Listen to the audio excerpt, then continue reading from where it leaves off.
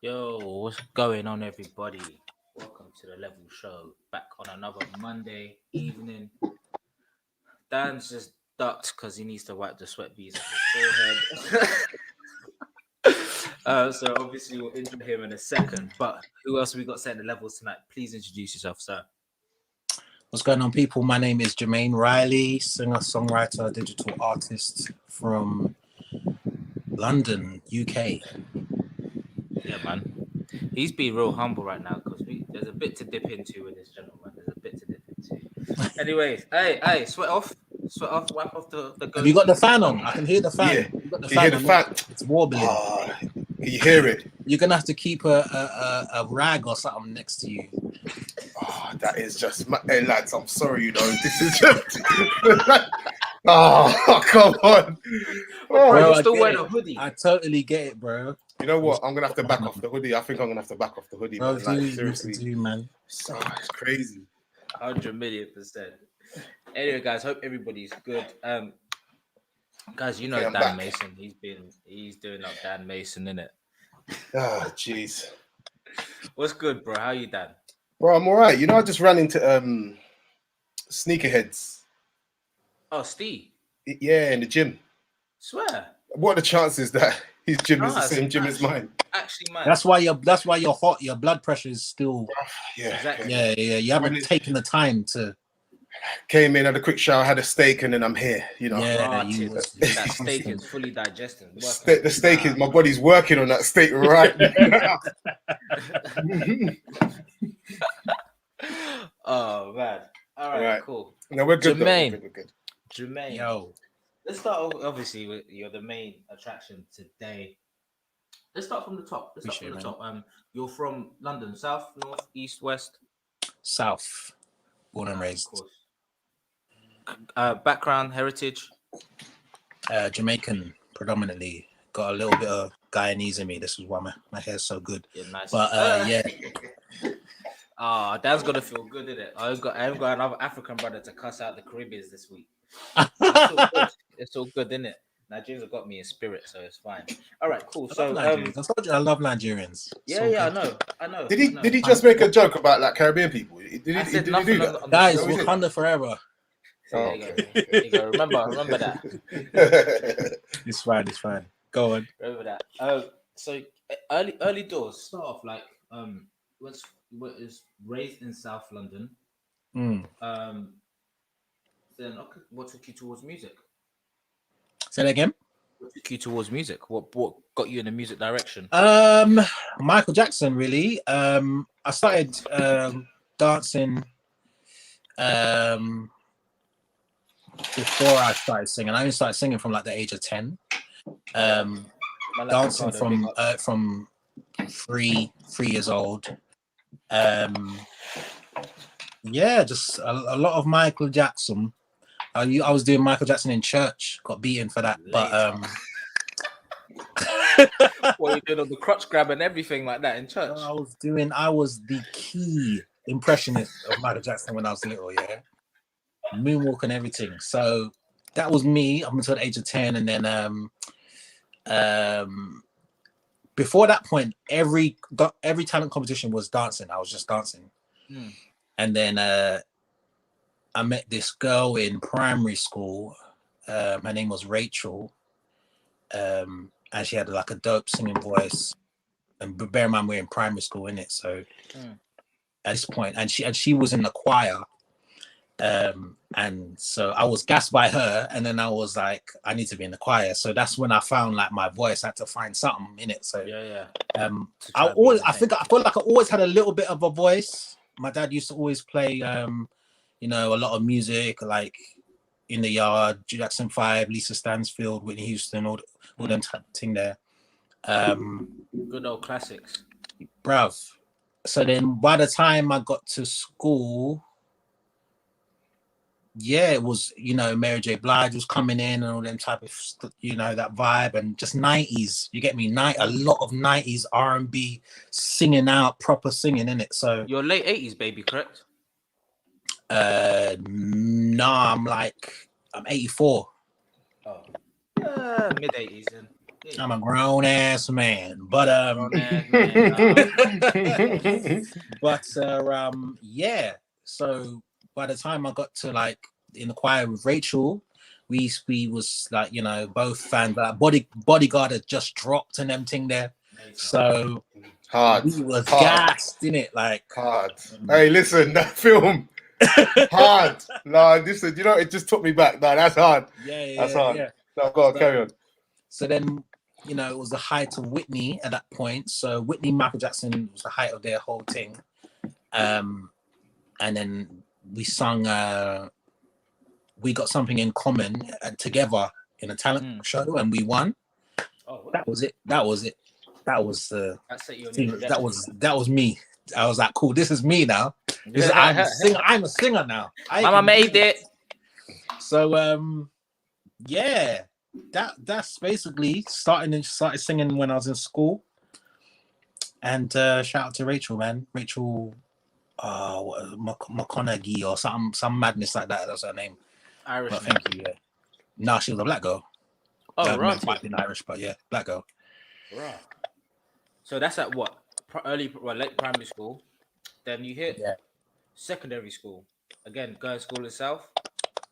Going to school in deep south, like near West Wickham, like near Bromley, and then that's my bit still. Yeah.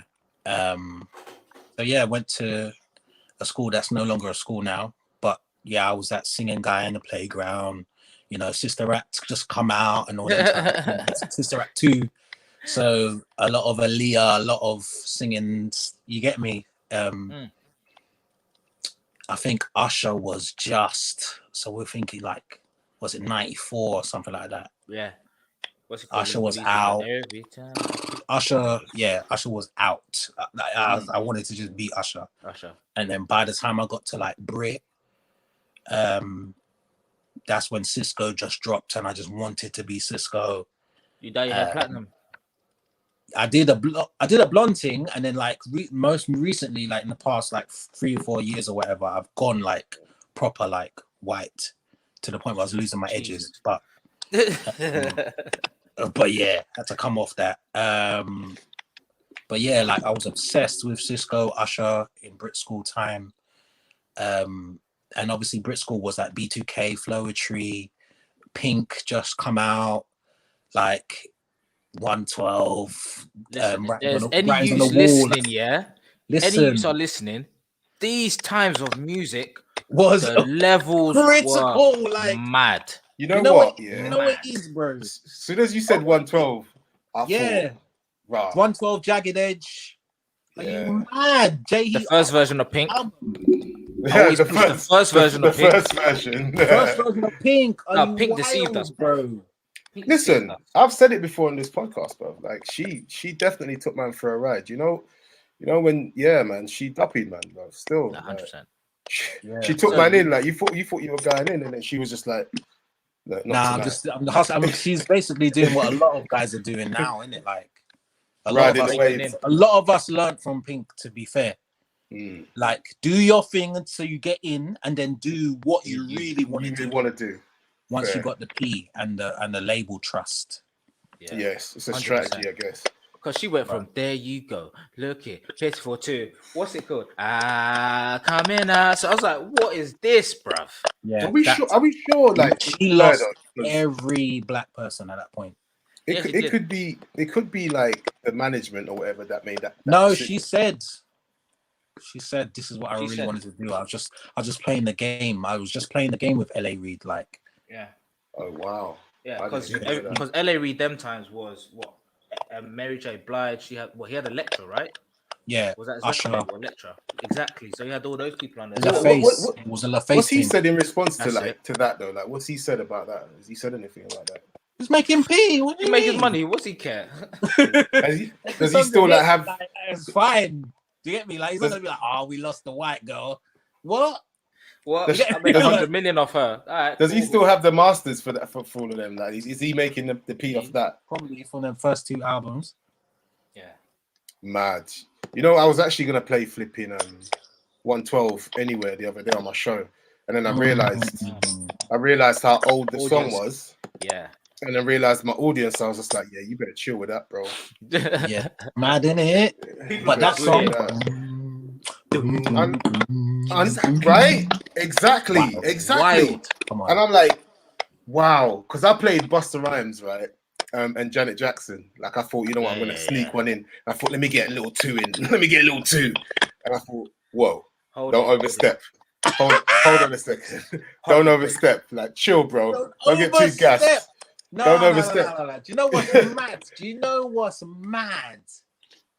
I suppose DJs always have to do that, and I can obviously liken it to like if you tried to play some old Motown shit in like when it was in the 90s, like it would still you still have to kind of cater to the thing. But you know, I feel like DJs is where like you controlled the thing in it, like yeah. Well, you say that, but us is that is we're losing that.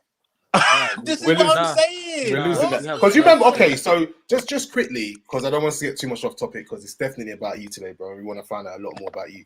But do you lot remember when we had a time where DJs would bust tune? Like DJs would just bring the tune in, and it's like make the dub play all of it. All of it, and like dance. You go to a dance and you hear something like, "Yo, you holler at the big man, what's this?" And then we're not even in that. That's so gone. Yeah, that's gone. That is so gone. People listen now. Did you ever used to go 10 rooms in Piccadilly Circus? Yeah. Playboys. Hey, we're old, you know. Yo, we're grown men, bro. Hey, we're old, you know. Man said 10 rooms, and I was thinking, boy, that's gonna tell a bare man how old we are, you know. Bro, listen to me. I care not about telling people about 10 rooms because there's never been another place like that. That was like midweek as well. 54 vibes, like on a mad legendary time of like. If you tell people what I was walking through the crowd and Will Smith's just walking past me, like I freestyled with Black Eyed Peas, bruv, just because I was in the building, bruv. Randomly, no one cares. Like the amount of celebrities that I've seen there just walking past me, Gabrielle Union and them mad, like what? Wow. 10 rooms. There's never been another club like 10 rooms. That's true. And going back to the DJ thing, Playboys would play the maddest American stuff, and you're like, what's this about? Are you mad? You would lose your mind. Like, you know them tunes that you only see on MTV Base? Yeah. Exclusive. You know what? I feel like because most of us are like of age now, we've come of age. We're either married, with children, or got children out of wedlock. Here's what it is. Shit happens. Okay. So, but it's just one of those things where I feel like all of that, there's so many people that still enjoy that music, but it's very difficult to say you're going out specifically and you're going to hear that kind of stuff. And you're not going to hear that stuff anymore. Right. This is what I'm trying to say. This is the madness. Because what's on TikTok is what everyone is saying is the thing. Oh my God. Dude, I just had the worst dances. You know how gassed I am for having club nights back. I just thought I'm gonna drop, I don't know, to say Megan Thee Stallion Bust It. Yeah. Everybody in that club is gonna be crouching down, doing some madness and busting their knees. Yeah. I play a next track. Everybody's gonna just be doing TikTok dances. Nobody's just gonna be dancing. This is actually just a sad thought just now that popped into my head. Have you not seen the video of them man doing routine in the middle of the club? Yes, so, bro. There's a DJ podcast that I follow, and they were going in.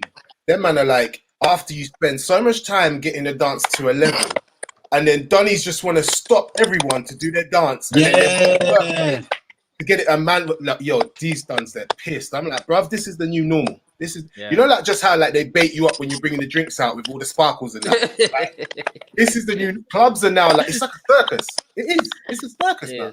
Oh no, it's a facade. When I used to be in clubs, let me tell you something. Yeah, our thing, fundamental. I know we're gonna get on fundamental stuff, but like our thing was like we had a code. Yeah, it was basically just to attention seek, and when by attention seek, it means Not They have necessarily the like dance routine do a madness block. so all eyes on you, but it had a tone of that. But at the same time, it was like literally we don't go out, like we weren't wild, we weren't going to any old club. It was just 10 rooms every Monday. So our thing was to just, bruv, if you want to dance, bruv, literally bust out, bro. Do your thing, create the circle, do what you need to do. It was absolute freedom. And you just don't you didn't go to the club to stand up and look and see what everyone like. Yo, we went there with our Air Force grey tracksuit bottoms from Primark, whatever basketball jersey we had. Like, we was on a hump. We were just coming to dance, bruv. It was like, after a while, you know it was what? just like them man who always bust down. I remember the basketball jerseys, you know. Yo, you have to understand what era and the white tees, the white tees, bro. the Air Force Ones. I blame Fabulous for that whole movement. Whatever fitted match. Man had a do-rag with the long bits just hanging down like I don't want to say it, but you know what I mean. Yeah. You know what I mean? It's so crazy. It's so crazy. Yeah, but bro, like you see all of that. I think it's coming full circle. If you look at like fashion, I think a lot of that stuff's coming from, because even down to the trainers, how the hell, and we spoke about this before, Jordan 1s are coming back. Jordan 1s. They've been back for the past 2-3 years, but so that's what I'm saying. Even and down to I can't remember who rocked them shoes, but remember like the night crepe that just had air. It just said air, and it was a whole big ass air bubble. Yeah. Those were up tempo. I think I don't know what they're called, tempos or up tempos or some nonsense. Yeah. All of these big ass crepe are coming back in business from when the Alexander McQueens came in and see Dunny's rocking them. Listen, if you're a guy and you're listening and you got them Alexander McQueens, stop it, please. I bet, Jermaine, do you have some? No, I don't have none of them, man. I don't really invest in.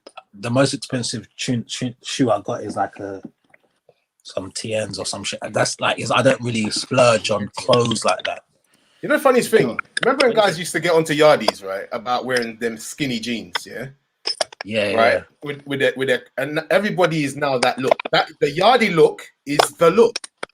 The thing is, them yardie man used to be. I don't know, man. It's a different. It's how it drops, though, isn't it? It's like. Man, I had if you got a string vest and that's Jamaican colors and the skinny jeans are white, that's the next some Dorset market business, bro. It's mad. Listen, So right, man. So listen, let's get back to you and the music. So talk to us about get back on track with how you got started and. Where you're going? We just went to Brit school. We got to Brit. Sorry. Went to Brit school. Amy Winehouse was actually in my class. Me and Amy were brethren. Rest in peace, Amy. Right. Yes. Wow. It's wild. She didn't stay that long. Obviously, she left in the first year, and then she became Amy Winehouse. But by the time Fundamental became something to talk about, I bucked her in like 10 rooms. After we both left, and we'd be like, "Yo, your success, my success." It's a bit crazy.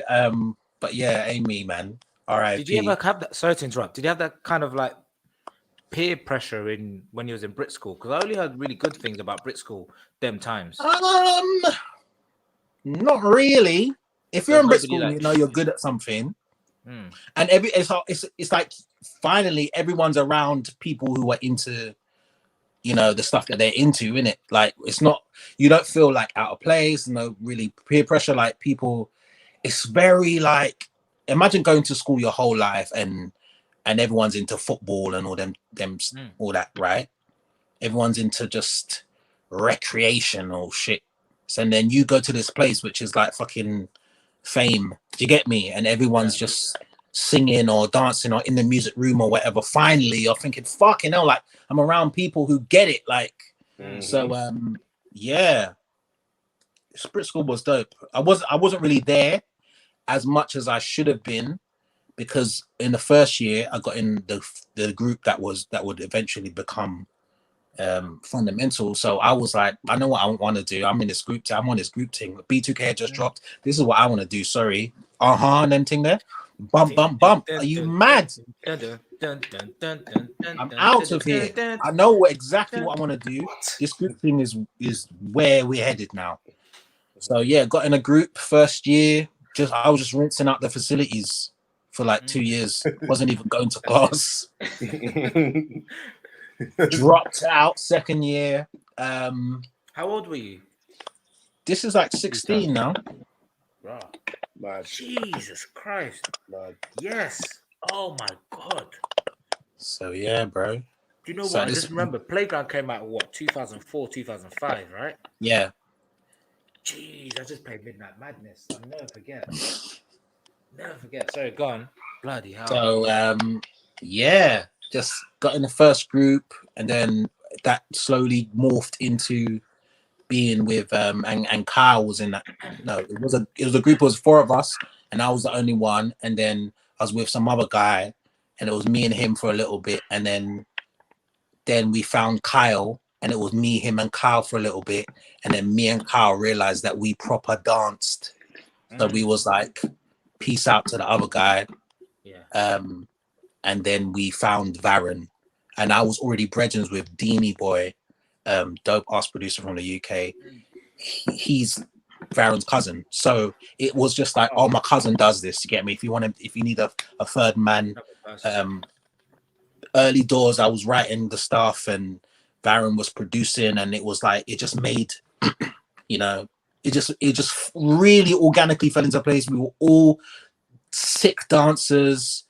It was like the maddest match made in heaven, bruv. It was crazy, like how it just fell into place. Nerve-wracking, just not knowing where to go, because we kind of like had a bit of a following with the first group before Varen come along.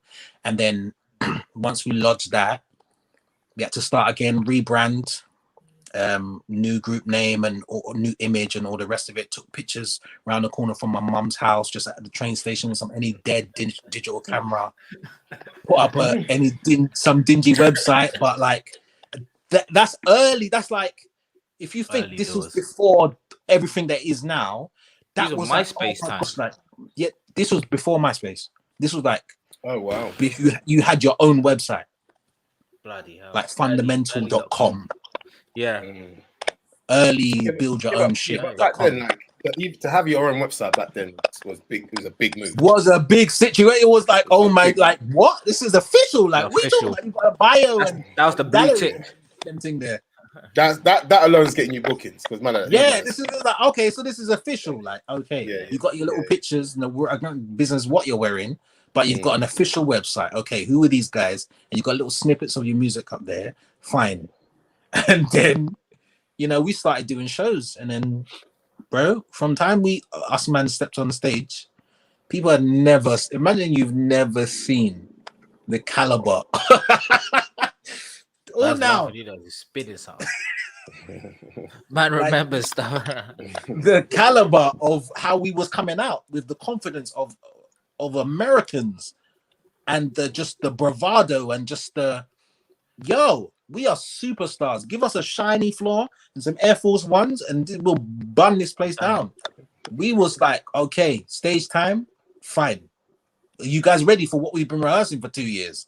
Do you get me? Like, it was absolutely a legendary time. Our first gig was in Wandsworth. With Town Hall. Is that big? No, it was white building. Or the Arndale Centre? No, it was a place called, I can't remember what the name of the place, but Mario was performing. Oh yeah. And we got a little slot. Oh mate, bro, bring that music back, bro. Absolute rap. Is this Just a Friend Mario or Let Me Love You Mario? Just a Friend. I think it was Just a Friend Mario. Ooh. Yeah, it was Just a Friend Mario, man. Aye, pause. Mason, I'll kid you not. I'm gonna do a night called The 90s Were Naughty. Strictly 90s and naughty music. I don't care. Sorry. I'm ready to you're thinking about all of these things. I've had this in my mind. I don't care. I'm doing it. Because I did an hour. I did an hour, like not the last show, the show before, like the first hour of the show was just all of that music, and the response wasn't what I wanted it to be, but I was loving it. Yeah. You know what I'm saying? I was loving it. I feel like you need to market something like that. You need to proper market ahead of time, so people understand what they're coming for. Because, bro, you know, understand who's staying home to look after the kids, or who needs to get a baby, bro. Big people business. Yeah. You know what I'm saying? Right. Because we're grown now. But this is the thing, though. That kind of stuff there, when people call them classics, I have to stop and pinch myself. I'm like, you lot think these are classics? Like for me and my generation, like us, I'm like, when I say classics, I'm talking about like Aretha Franklin and people like that. Like, those are classics to me. 2000s music, they're not classics. No, right. But because obviously the people that I'm talking to, they're obviously so young. They're so young. They're like early 2000s for them. They were like 5, 6 years old. Do you know what it is though? To be honest, there are some classics like R&B classics that are timeless. Like Usher, You Got It Bad, and you remind me, and like. I mean, those albums, his 3 albums that he released. Do you get me? Like, are all timeless. Yeah, there's certain, like, outside of, I don't know, man. Remember when Diddy was on his R&B vibe? You know. Listen, quick question for you two. Sorry to cut you, but like, just a quick vote, right? Usher, Confessions, or Nice and Slow? Confessions on My Way album. What do you mean? In terms of the song or the album? The song. Confessions on Nice and Slow. Nice and Slow, I would say. You said Nice and Slow or My Way? No. I said Confessions. Confessions the song. Or Nice and Slow. I would say Nice and Slow. Do you know what, Ricardo? Yeah, you're in these comments. Yeah, I sent you that clip. A pal of mine produced a clip and he sampled My Way in it. Ricardo, I'm still waiting for you. In fact, I should send it to you too, Jermaine. I'm gonna say Nice and Slow. Do you know why? Can I just say why? Why? Because I feel like you're on the Confessions side of it. Nah, bro. Listen, I am Nice and Slow. The way that beat drops, it's like my. Do you know what it is? Do you know what it is? For me, I'm about the songs that are so iconic when it comes to, like, obviously Confessions song and the album, everything like that. That's my favorite R&B album of all time. Yeah. But in terms of the song, if you take the song Nice and Slow, it's 7 o'clock. It's a rap, bro. You don't need to sing the rest of it. Like when that drops in a concert, it's a rap. If you think of it like this, he can't do a concert without doing that song. Imagine that. True. Even if it's a stripped down thing for YouTube, he has to do that song every time. And that's when we know that's a classic song. That time, like 10 years from now, people will still be sampling that song. Of course you will. That one, I think that, oh man, you know what comes close to that, but obviously different because some people are calling for a verses. But Chris Brown's that Take You Down, right? When he's doing up all of the the gyration and all. Yeah, like them two are levels. They're totally different for me anyway. But it's not Nice and Slow though. No, do you know why it's not Nice and Slow? Because Chris Brown has done many a concert and he hasn't done Take You Down. Really? That's the thing. It's not in his vital set of things that he needs to do. His music's so broad. Yeah, like Chris Brown. You know a guy's a superstar when they try and cancel him and he just didn't get cancelled. Yeah, it's just the consistency of it all. But at the same time, it's political because all that energy doing 49 track albums, he could focus and do one classic album because he hasn't really got a classic album yet. You know, I'm Jermaine Riley. I know I'm not Chris Brown level. I'm not multi-platinum Grammy winning, blah, blah, blah. But bro, you need a classic album that is like definitive. Usher's got 3 back to back. My Way, 871, Confessions. To the point where people arguing which one's your favorite. Do you get me? Like, he just needs a classic album, 9-10 songs, bro, of really curated, like well written, well vocally executed R&B shit, bruv. That is just like, do you know what? If before I die, this is who I am. Like just screaming Grammy. Do you get me? I think it's everything, but you get me. He's a victim of his own success. The guy is so talented. That's the problem with Chris Brown. I think because he's so talented. I think it's just mad for him. Do you know what it is? I think, and I love Chris Brown. Everybody knows me. Like Chris Brown, he does no wrong in my eyes. I think he missed his window to drop the classic because the time when he was with Riri, he was actually really building a head of steam, and you still facts. What happened? What he had to do was he had to switch up to the European pop sound when what's that French producer's name come out? Yeah, I know what you're talking about. I forgot his name because they spoke about it. David Guetta and everything. Yeah. Remember, at that time when he was trying to be cancelled, he switched to that sound, but he was still so sick at that if you look at every single album that he does from that moment on, he'll include at least one track, which is that's that kind of stuff. And unfortunately, like if you're going for critically acclaimed in the hip hop or not hip hop in the R&B genre, we'll never fully gift it to him because you can't throw in a dance track like that and have that same thing.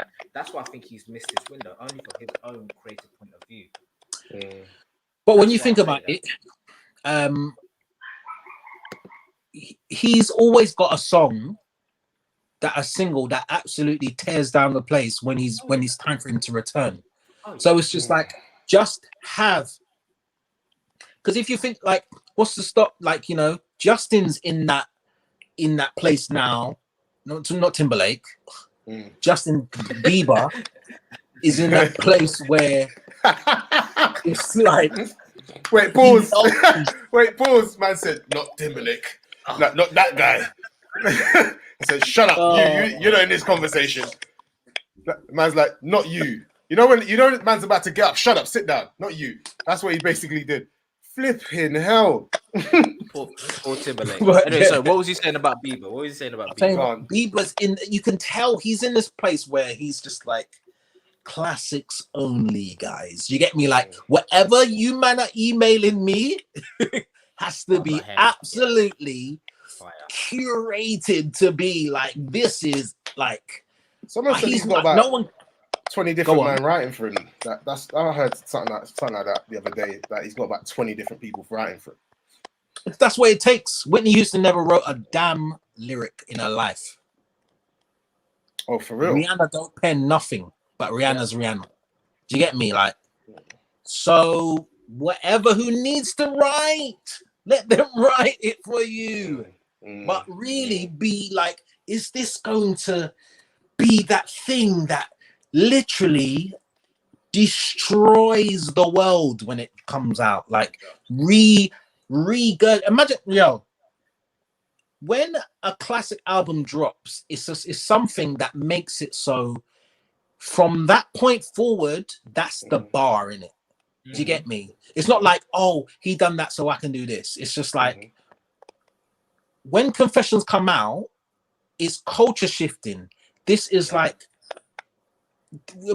if you think of even the visuals, Caught Up, and I'm just done. That's a rhythm, actually. Visually, you remind me is 871. Confessions, like the lineage of the album, and just it's just basically it's too good. You know what, man was dressing like him. Do you get me? Like man had the t-shirt tucked into the belt and the boot cuts that went slightly underneath the heel of the Air Force One, and you get me? Like, bro, it was. And man, sometimes will roll it up a little bit. You don't know. Listen, iconic stuff, bro. Listen, like, you know what? A song I think slips under the radar. If my boy Jay's listening, he runs this rhythm all the time, and we used to run it back in the day when we were DJing in 333. It's Red Light. Have you heard Red Light from Usher? Yes. That song bangs, bruv. But he just never got. He never. Just the one night, bruv. Come on, bruv. And I'm like, you know what? It just didn't get the love I thought it was gonna get when it came through. But it's just and it's in a range of like, and every DJ will tell you, anything that goes from sort of like a 110 onwards, that there's a 110 to about 120 is a really weird space to be in terms of BPM. Tempo. So most DJs won't even go there. So most DJs will get to like 100 BPM, might go up to about 105, but then it's got to shift backwards or you jump all the way up, because between 110 and 120, you're looking at some of the songs that's in there. It's like really strange ones, but there's some older stuff, like that's really cool in there. Like there's a lot of like got a lot of like, Cool in the Gang. You got like New Jack Swing, that kind of stuff. Like it's that stuff is that 110 to 120, right? So and a classic that's in there is "You Owe Me" from Nas. That's right?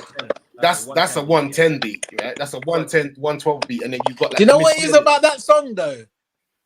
It's Timbaland's syncopation.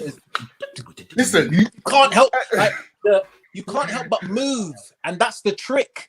It's like not just about a tempo thing. It's like the production makes it so this. I don't business what's played before or after it. This is going to make you come out your seat if you're sitting down by the bar, whatever. You hear fucking "You Owe Me" when you're at the bar getting a drink. You're done in this line. You don't want to miss that song. To this day, so look, last week I played at this place in Shoreditch, just a little quiet thing. The bouncers were trying to tell man, no one can get up. No one can get up. So man was like, hey, F this, man. It's been about a year. COVID. Yeah, I played no tunes to people that I could see in front of me for a year.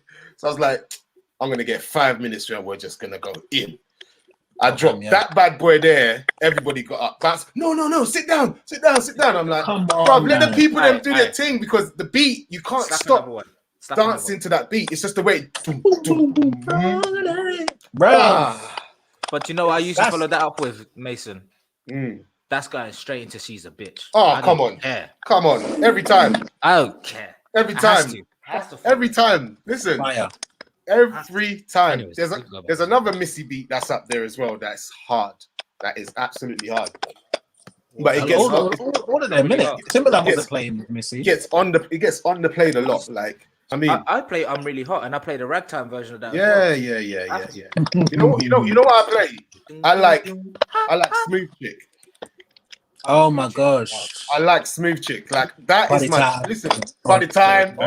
Come on, man. Right, there you go.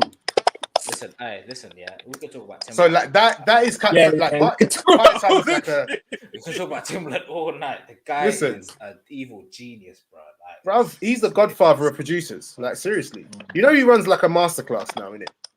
A masterclass? He runs a masterclass where he's like, if you want to get into producing, he basically kind of just talks you through. He's got quite a few like stems and stuff that you could just run and learn, like packages where he's like, look, I've got all of this stuff in there. And what he does is he says he beatboxes the tune first before he makes it. That's just insane. Man will just create it, do a little beatbox, and then he'll start put it. Imagine that. Like, just sit back and appreciate that for a second. But you know what that is though? That is the same as. That's basically making sure that however he feels when he's beatboxing translates into the music. Because how he feels, that's making him do whatever he needs to do rhythmically. He's like, this is the vibe, not trying to figure out some shit on some like just putting it all together like that. He's like, I need the natural. That's what when Michael Jackson was beatboxing, it's like, put that in the song, because that's the human. You can't fabricate that side of the music. That's human. Whatever's making me go like this when I'm beatboxing, I need that to really be sonically translated to the people, transferred. So that's the best way to do it, rather than trying to figure out, oh, what matches this, and let me drag this and drag and drop and all them thing there. Like, just do like get the rhythm from my soul. That means the beats from his soul. Do you get me? Yeah, man. He's a genius, man. Like Kofi said, he is an absolute genius. And I don't know if we're gonna get another Timbaland. Who do you think though is close to Timbaland in terms of like producing? R&B beats. Yeah, look, obviously Pharrell's he's a beast, but he's no Timberland in my eyes. He's a different animal. Like, do you know what I mean? Like he's. If I'm gonna be real, it's arguable that he's better. What, Pharrell? It's arguable he's better. I personally don't think so. Timberland's my yeah, it's debate. It's definitely a debate thing, but then it always boils down to preference. It will always boil down to preference. Yeah, because I like Pharrell's quirkiness. Certain Neptune shit on beat. Oh my life! It's unmatched. Certain Neptune's beat. Neptune's beats. Yeah, out of wild, bro. You know what? One tune that gets a little bit of love, but needs a lot more is Britney Spears' "Boys." Yeah, the production of Pharrell hit on that with the guitar. Nah, I'm telling you, there's little things is what gets it. But Pharrell's just a wicked guy, bro. Like, yeah, you know, Rodney is definitely up there as well. Rodney is definitely Jenkins, up there. Yeah. Yep. I mean, what's it? Ricardo was saying he dropped Brandy dropped classics. I think Rodney. Oh yeah, a lot of those. Is this the streaming? How do I see? Or it's just you guys can see this?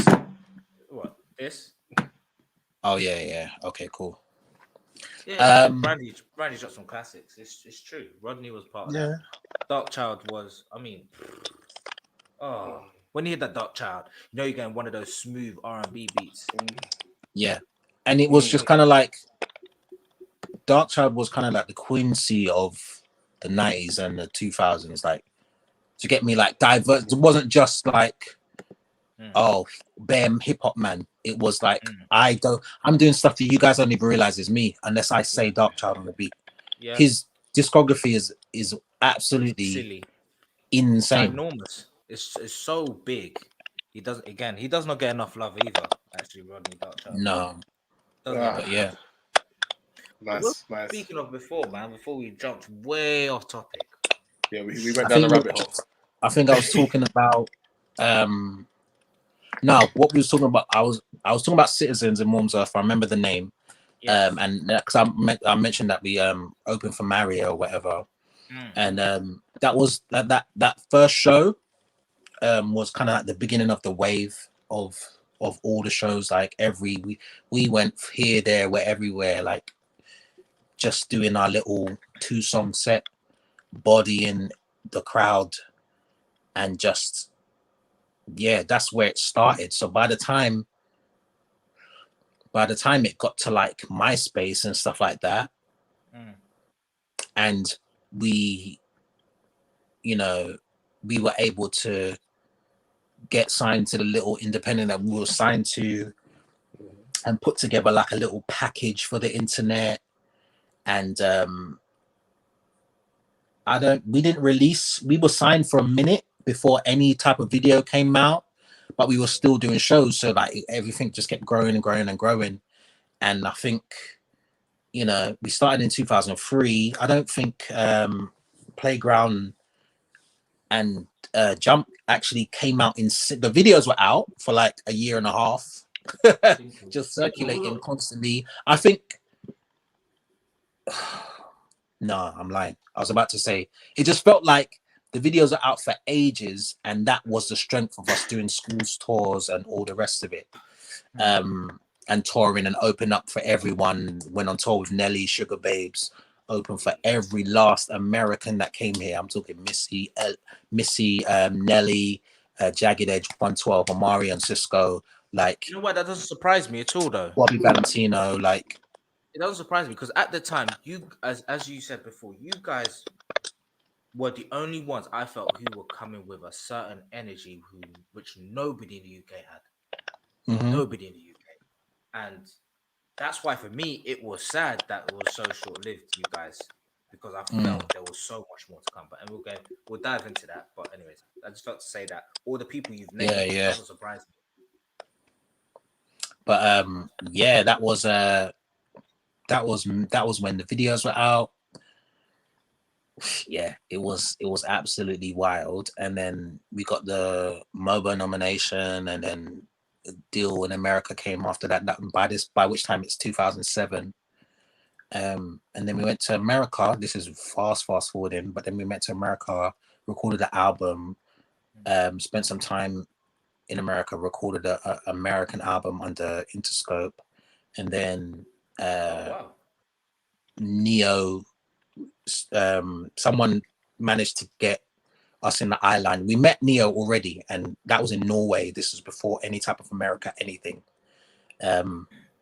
Because our independent label was Norwegian, we used to go over there and go to the independent label. We had a show, a festival over there. We performed that or whatever, and that's where we saw Neo for the first time. And he said when he saw us then, this like 2005 or whatever, he wanted to sign us then, but obviously he was still first album, second album or whatever, so he wasn't really in a position to do anything at that point.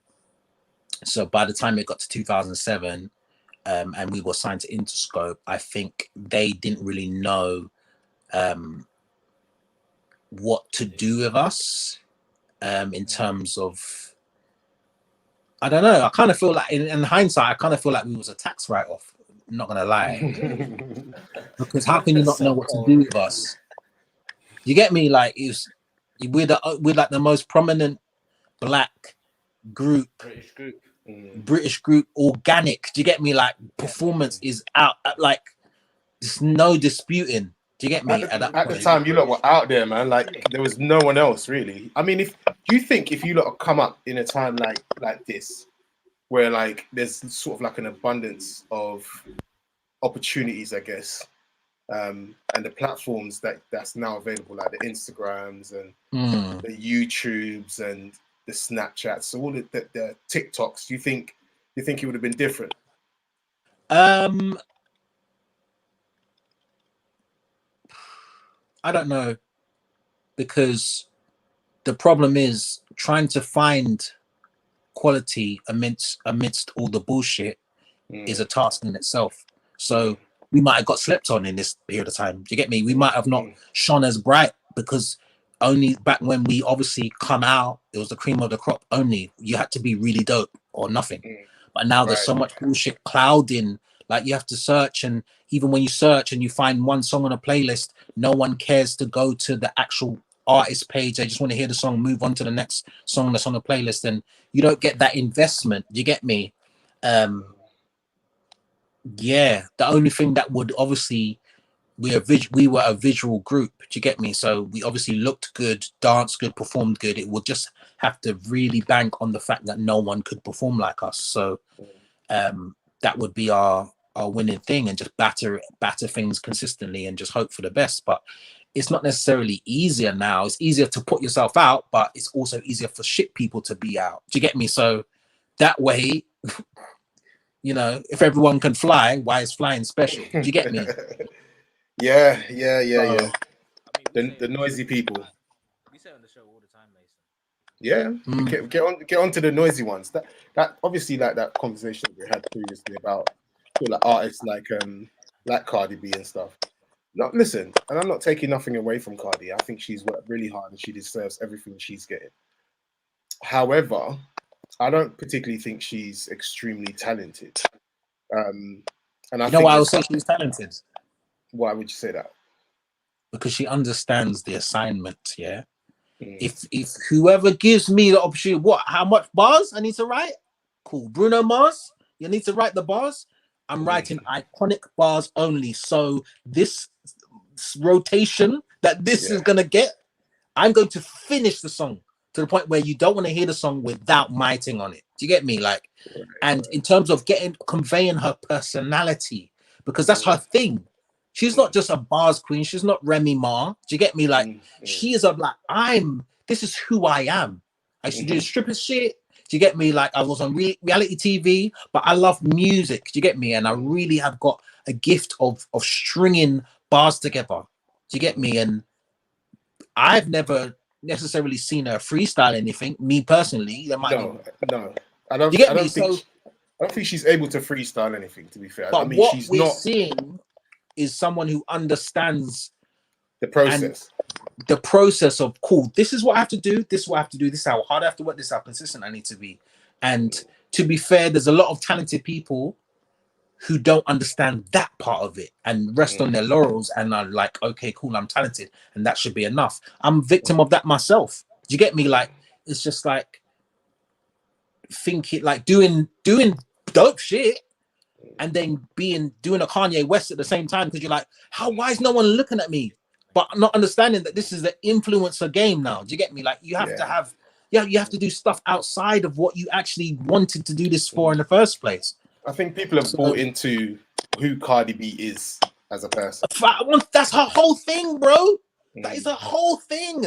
If it was just about music, then it's just another chick, innit? Like, I'm not saying that her music's not dope, but that's the thing. Like, everyone has to have their thing, innit? Like, there's bare rock man that are just out here running up and down the stage. Mick Jagger and them thing there. Man, what's man doing? Musicians behind him is what's really doing the work. But if you didn't have Mick in the front, do you get me? Yeah. Move in the crowd.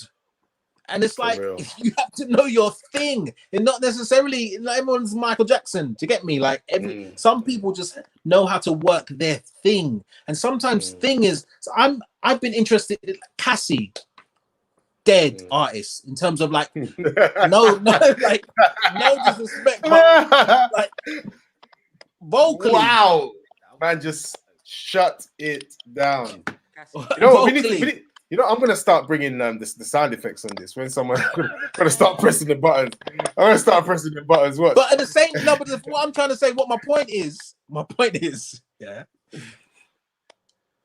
There's something about her that they marketed, so everyone's like, you and me now. You get me? Like we in the vibe. Do you get me? Like. Produce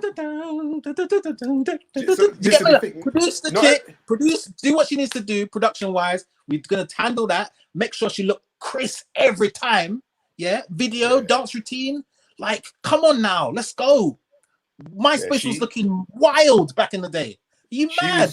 She's very marketable, and that's the problem with some artists, because like for instance in like the rap game and stuff, a lot of these artists are not. They're just artists, and I see your point, because obviously that relates to what I'm saying with the rap artists. They can rap, they've got bars for days, but their personality just doesn't translate. And people are just like, this is just another rapper. He's got good bars and that, and not many people are gonna vibe with it. It kind of just like it's similar to what we're saying about artists nowadays. Like there's nothing to them; they're just the song. Some of them. Cardi B is she is a standout person for the fact that her story and how she came up. You understand what I'm trying to say? And people buy into that. But some of these artists are just mimicking what she's doing and trying to get on, like get as naked as possible. You know what I mean? Try and say some wild shit, and then you might get looking. Listen, I get it. This is it. And it goes back to what you said about Pink, about just trying to get your foot in the door. Yeah, and everyone wants to do it quickly as well. Everyone wants everyone's obviously on Instagram. I need to make my thing. No one can see the journey. Do you get me? Like, and that's one thing that I've had to come to terms with. Like, I think about it frequently, just thinking like, I didn't even see your journey, bro. Like, but all of a sudden you're out here with 30 odd million views on something. I'm like, where have you come from, King? Do you get me? Like, the times have just changed so much rapidly. Like, you know what's absolutely mad is that someone like Tiana Major 9, I've seen that journey in it, and that's the difference. It's not like I'm talking about old artists. I'm talking about I've seen the journey from shows, from little bits of exposure here, from being on the scene or whatever. Not someone that's just come out of nowhere. And all of a sudden, because you got budget and you speak to Clive at blah, blah, blah, and Nigel over here, and you know how to put money in Paul's pocket, and then you get on this playlist, that playlist, and you just hop, skip, and jump over the process of it. Like, that's why even me, it's I'm sure I can speak for other artists where it's crippling when it comes to like, like, I'm meant to put my thing out, and these people who don't business about the journey and want to skip over the journey and the growth, organic growth of it all or whatever, because I don't necessarily have the budget to speak to Nigel at Spotify or whatever. Why would I expose myself if I'm only gonna look like I'm not winning in comparison to the people who's just bypassing, taking bare back roads on the thing? Do you get me? Like, people ain't even like on the scene like that. Just like, no shows, just TikTok famous, and then you put the tune out, and then it's internet vibe. So, like, I get it. Do you get me? Like, and I get it. It's a growing thing, and it's constantly, you have to adapt to it, you know, from MySpace to Rouse Clark, Facebook to Instagram, and you have to keep adapting and all the rest of it. But at the same time, all that adapting leads you further and further away sometimes from what you actually entered the thing for. Do you get me? Imagine an artist who is like, obviously, I'm prime example of coming in obsessed with, you know, the real like all-round 360 performers, loving to just be like, yo, I'm just Michael Jackson, Usher, Cisco, Janet Jackson, like, you know, and you're thinking, cool, that's what it takes. And then all of a sudden, you fast forward, guys, right here we've got, do you get me? Like, what's that? Like, why am I selling some like I partnered up with? What? That's not what I come in this thing to do. Right. So man said, why don't people discuss the weak mumble male rappers that blow up the charts? Cardi B isn't the best rapper ever, but you can definitely hear the skills. Yeah. Plus, she also raps in Spanish. That isn't easy either. Now, listen, valid point. Valid point. I'm just gonna do the whole thing, yeah, really quickly. The whole music scene right now is whack. Shit. The whole thing's whack. That's it. And the thing is, I hate sounding like, you know, like them man there used to be like, you know, back in my day. Do you get me? I hate sounding like that. But bro, if you look at even like the making the money side of it, like it's shagged, bro. Do you get me? Like, and it's like going back to what I said about only, like, you know, cream of the crop used to rise, and that's the she only used to see dope shit. That's the reason why we're able to like go through the 2000s or whatever, 90s, 2000s, and just read off bare quality shit, because that's the only stuff that really cut through. That's the maddest thing. In rotation. We're talking music, and we've spoken more about the 90s music than anything else that we're talking about. But then, you know what? Beyonce said something the other day, and she said no one really wants to sit down. Exactly what you said about Chris Brown. Create an album and put in a body of work, because everybody's just looking for the next 5-minute song. Yeah. Is it even 5-minute song? It's 2 minutes 14 seconds. That's how that goes to show that's the prime example. Why are we making 2-minute songs now? Well, because people have shorter attention spans. We have short attention spans, but it's not necessarily it's that, yeah. But what's the catalyst for the short attention span is the whole thing was flooded with people that just want to get there quickly, get to the thing like quickly. Like I remember when there used to actually be visible evidence of what the charts were. Do you get me? Like now you don't know what's number one. Do you get me? Because everything's just playlists, whatever. Everyone's off doing their own thing, and it's just mad, right? But remember when you used to hear a song, it's be very clear that this is the number one song in the country right now. You just know it. It's on everything. It's on X Factor. It's on all this. Do you get me? But everything's changed so much now, and like there's songs quicker that are massive that I've never heard in my life that are actually cleaning up. But it goes back to the thing of like, because everyone can do it, by the time you get to that huge song, and obviously there's people that have gotten to the huge song who follow the playlists and all the rest of it. But my brother said something very interesting to me. He said, playlists are basically made for people who can't be bothered to make their own playlists. Right. Because that for me was just like facts, because I'm not just taking what Spotify's telling me the hottest RnB thing is. What? That's not every song on here that's you. I meant to just take your word for it that this is. I don't care. What do I like? And that's the difference. Like I'm making my own thing. and it can be 200 songs, but I'm hunting them songs down because it has to be right. It has to tick the right boxes in my soul when it plays. Do you get me? Like, not just like, oh, who's this or whatever. Yeah, some any artist from blah blah blah blah blah. Like, cool. And then the next song's like, yeah, cool. Yeah, my man from Chicago, whatever, got a little following on Instagram. What? It's the numbers game nowadays. It's definitely the numbers game. But that's why, like all the campaigns you see. Can you guys hear me clearly? Or Yeah. It's a bit low. Not gonna lie. It's a bit low. I think I'm speaking to the wrong end.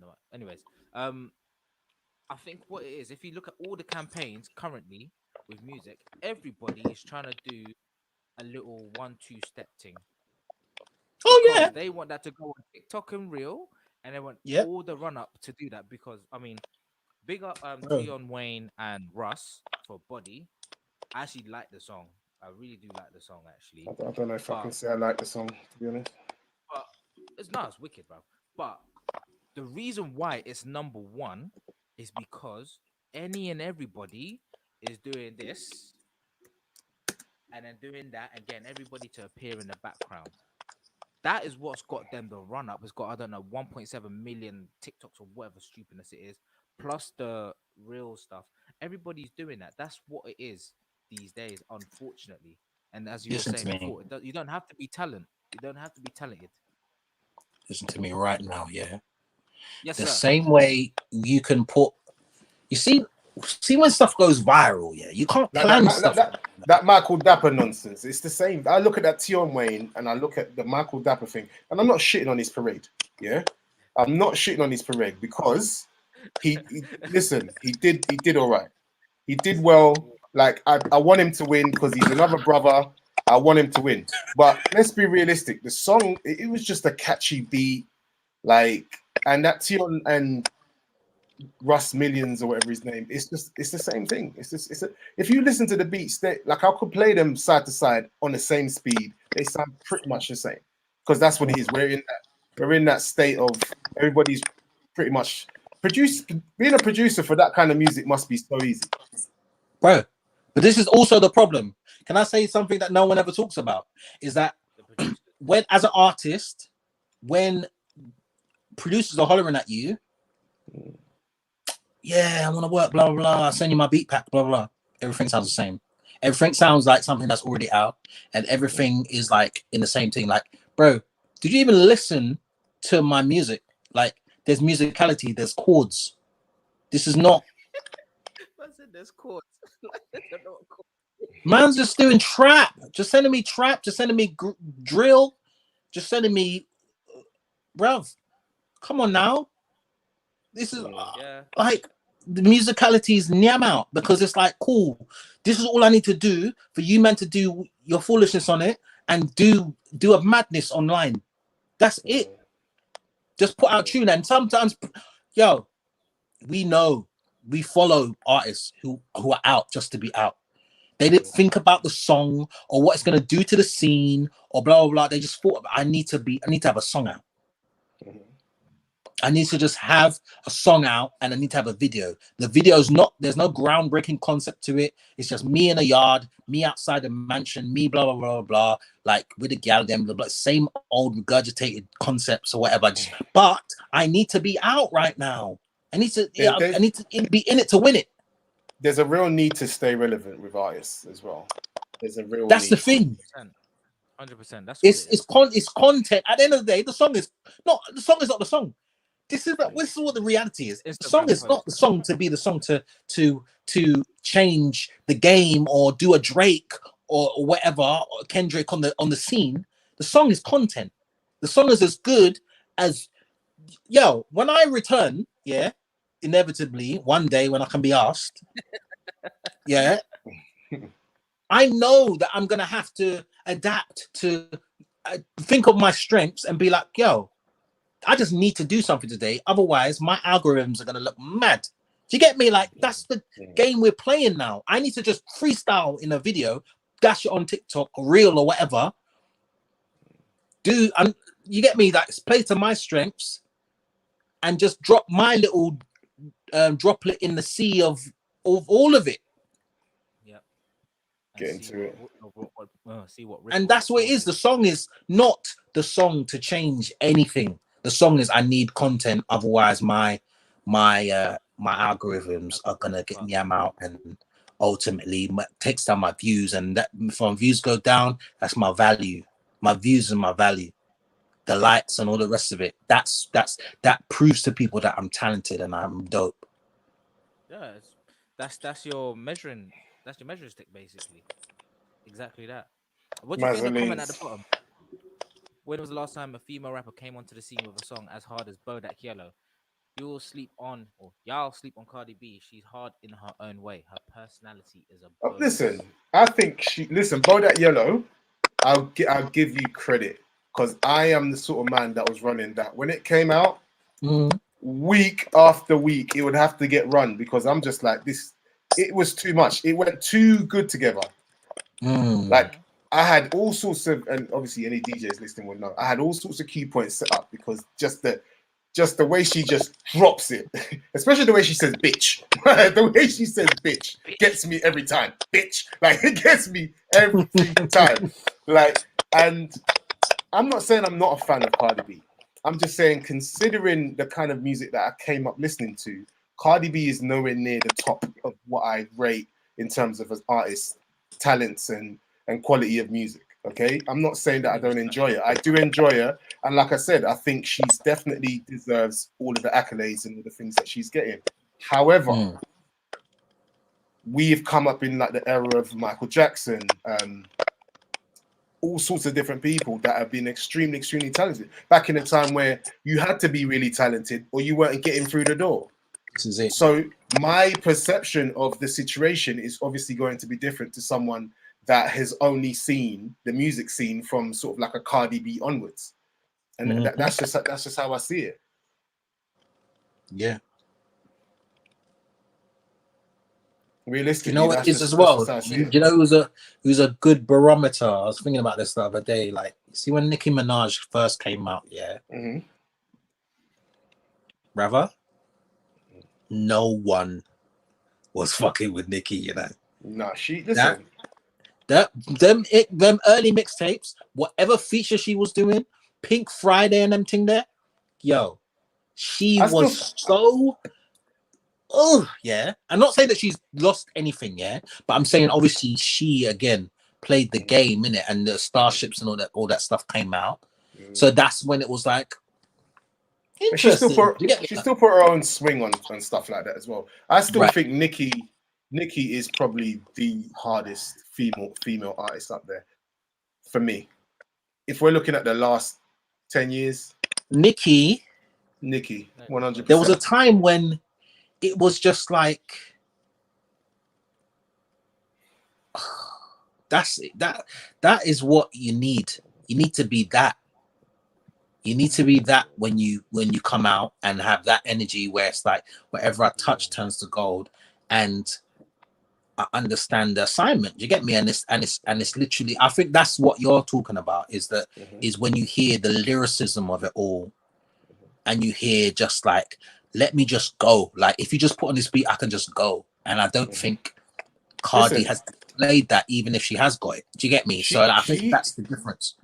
She is definitely better than some of the mumble rappers. And like the comment said earlier, she's definitely better than some of them mumble guys. I'll give 100%. Easily. Them man wouldn't know what to do. Them man, if Bruno Mars called them tomorrow, them man would be like, would literally, they would not be ready for the assignment, bro. That's the thing. Like, I don't want people to think that I'm shitting on Cardi, because I'm not. Like, that's not what the point I'm trying to get across. The point I'm trying to get across is that, like I said, she's not as where your barometer of talent is. But she is definitely better, considering who's about both male and female at the moment. And if we're putting in the category of rapper, right? She's definitely better than some of these other dunnies that's just doing A, B's, and C's. That's popping off. That comment holds a lot of substance, because, like, as much as I like Migos, they're shit rappers. Bruv, listen, but that album that they came out with is a classic. I don't give a shit. No, like, don't get me wrong. I love Migos. They chat shit though. I'm talking back in 2017. Migos they were the business. Yeah. but they're all frass, bruv. They're all Wild, frass. you I ain't know. gonna lie. They're Wild out here. But, You know what? Let's just address this comment here. If more platforms gave levels spotlight to unsigned artists, the music market would have more substance. But people just wait to see what's hot in the charts. So TikTok. That is obviously definitely true. Followed that up with this. Read this next comment. The black community in London don't even support homegrown talent, anyways. I don't think so. I think they do. Like the Tion Wayne thing. That's homegrown talent. They definitely support that. Look at that. They support it. Michael Dapper didn't get where he was from, the Americans supporting him. It was a UK thing. You know what it is, bro? That went viral though. Bro, I can only speak from I can only speak from my perspective, yeah. But UK supports grime and drill or whatever is organically blah blah blah. Have that be an R&B artist? Dope business. They're business. Literally dope business. The hustle that you have to do and the fraud that you have to do to get a budget. Like that's what they call United Brothers. Listen. Call them. You know what? I understand it. And that's a valid point as well. You're right, like the grime and the drill gets a lot of support. However, but like even like if you think of it like this, yeah. Angel. We had Angel. Oh my god. We had Angel, you know. Yeah. Angel had to go to, had to chat to Lewis Hamilton, get signed chat to Swizz and them man there, go over to America and get signed over there to get the real P, to get the real push. This is when he was still even what's it called? Obviously not saying that he didn't get signed here, but in terms of we're talking about the community embrace, like we embrace Angel to a certain degree, and then it's like a glass ceiling. And then it's like, cool. Even when he's got blessings, it's the US that said, come here. Do you get me? Like that song's massive, viral moment for him, yeah. And then we've got, Tiana Major 9. Like I said, I've seen her thing. Again, America, Grammy nominated, Soul Train Awards, blah blah. Do you get me? Like only time she got on Brit was when she was standing next to Stormzy.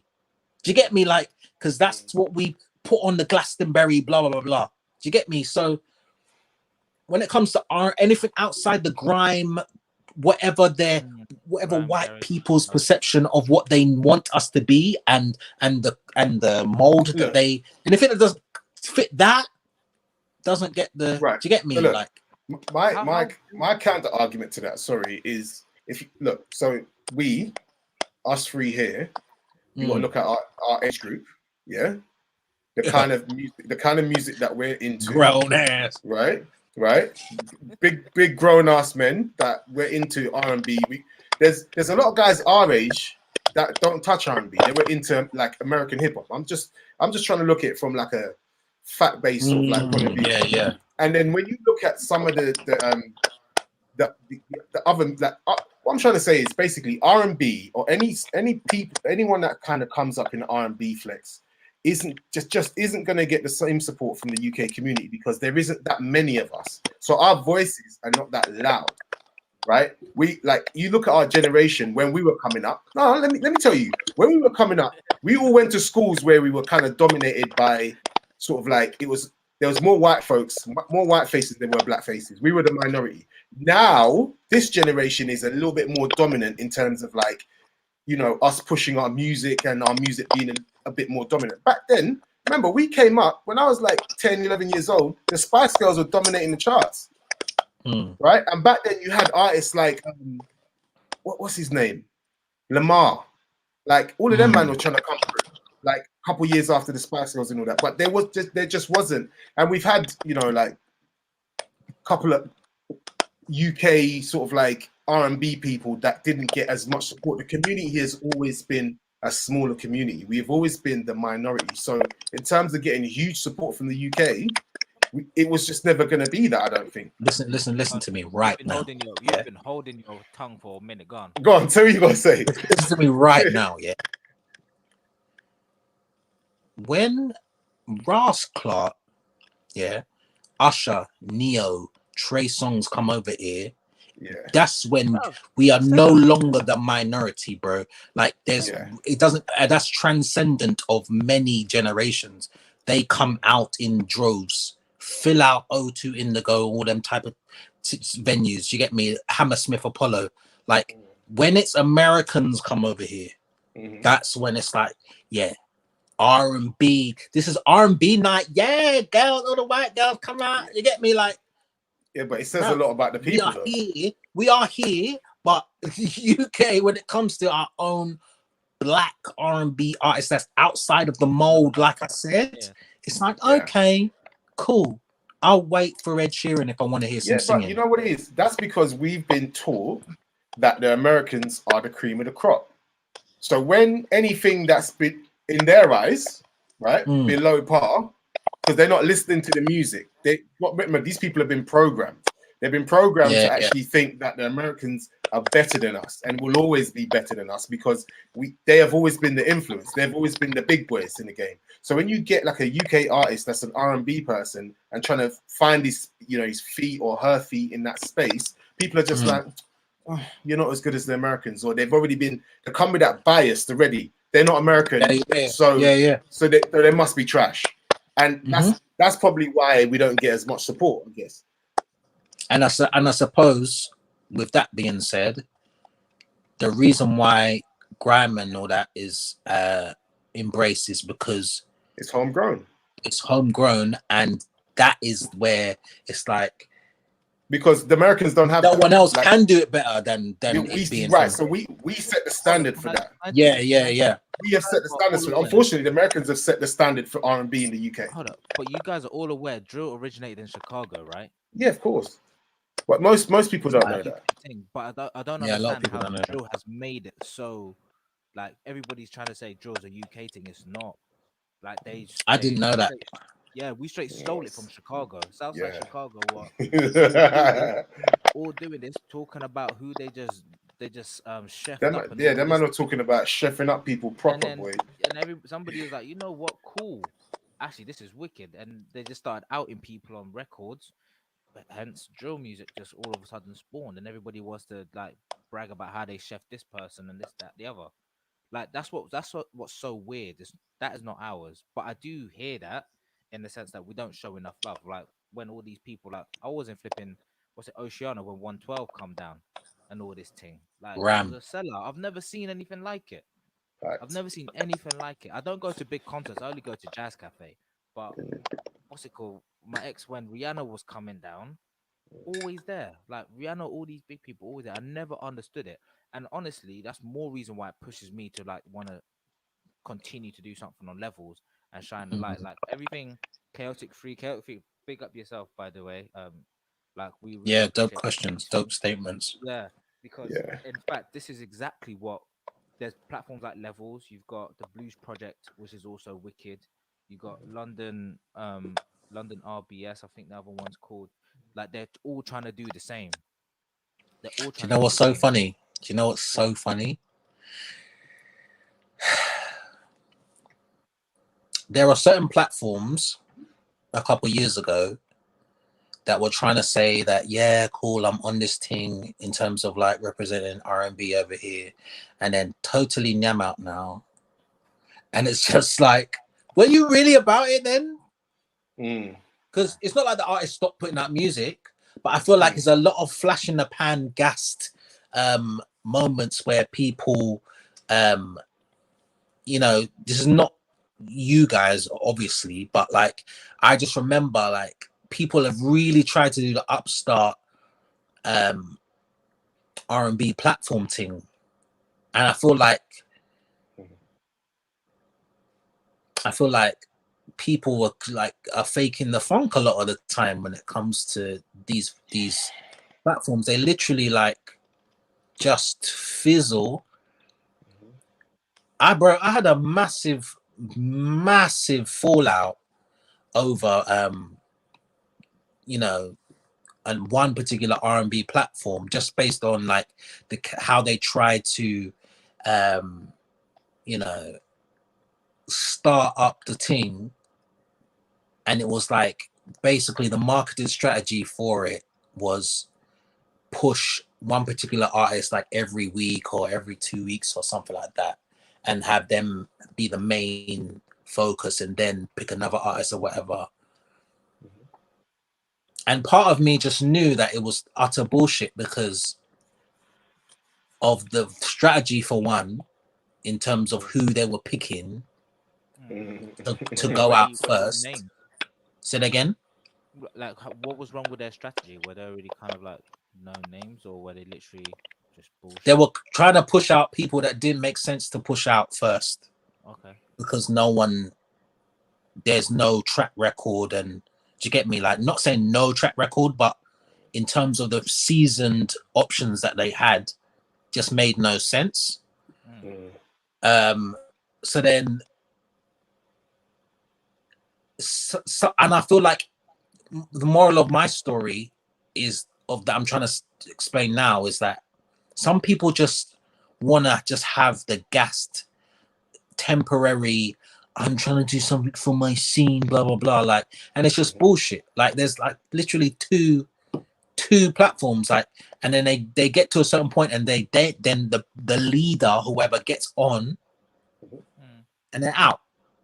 Do you get me? Like, drop all whatever I was saying, that I believe in the community, blah blah, and I could just tell that what was happening at that particular time, it was just bullshit. Otherwise, you would just run it like a selfless situation. Do you get me? Like, we don't have.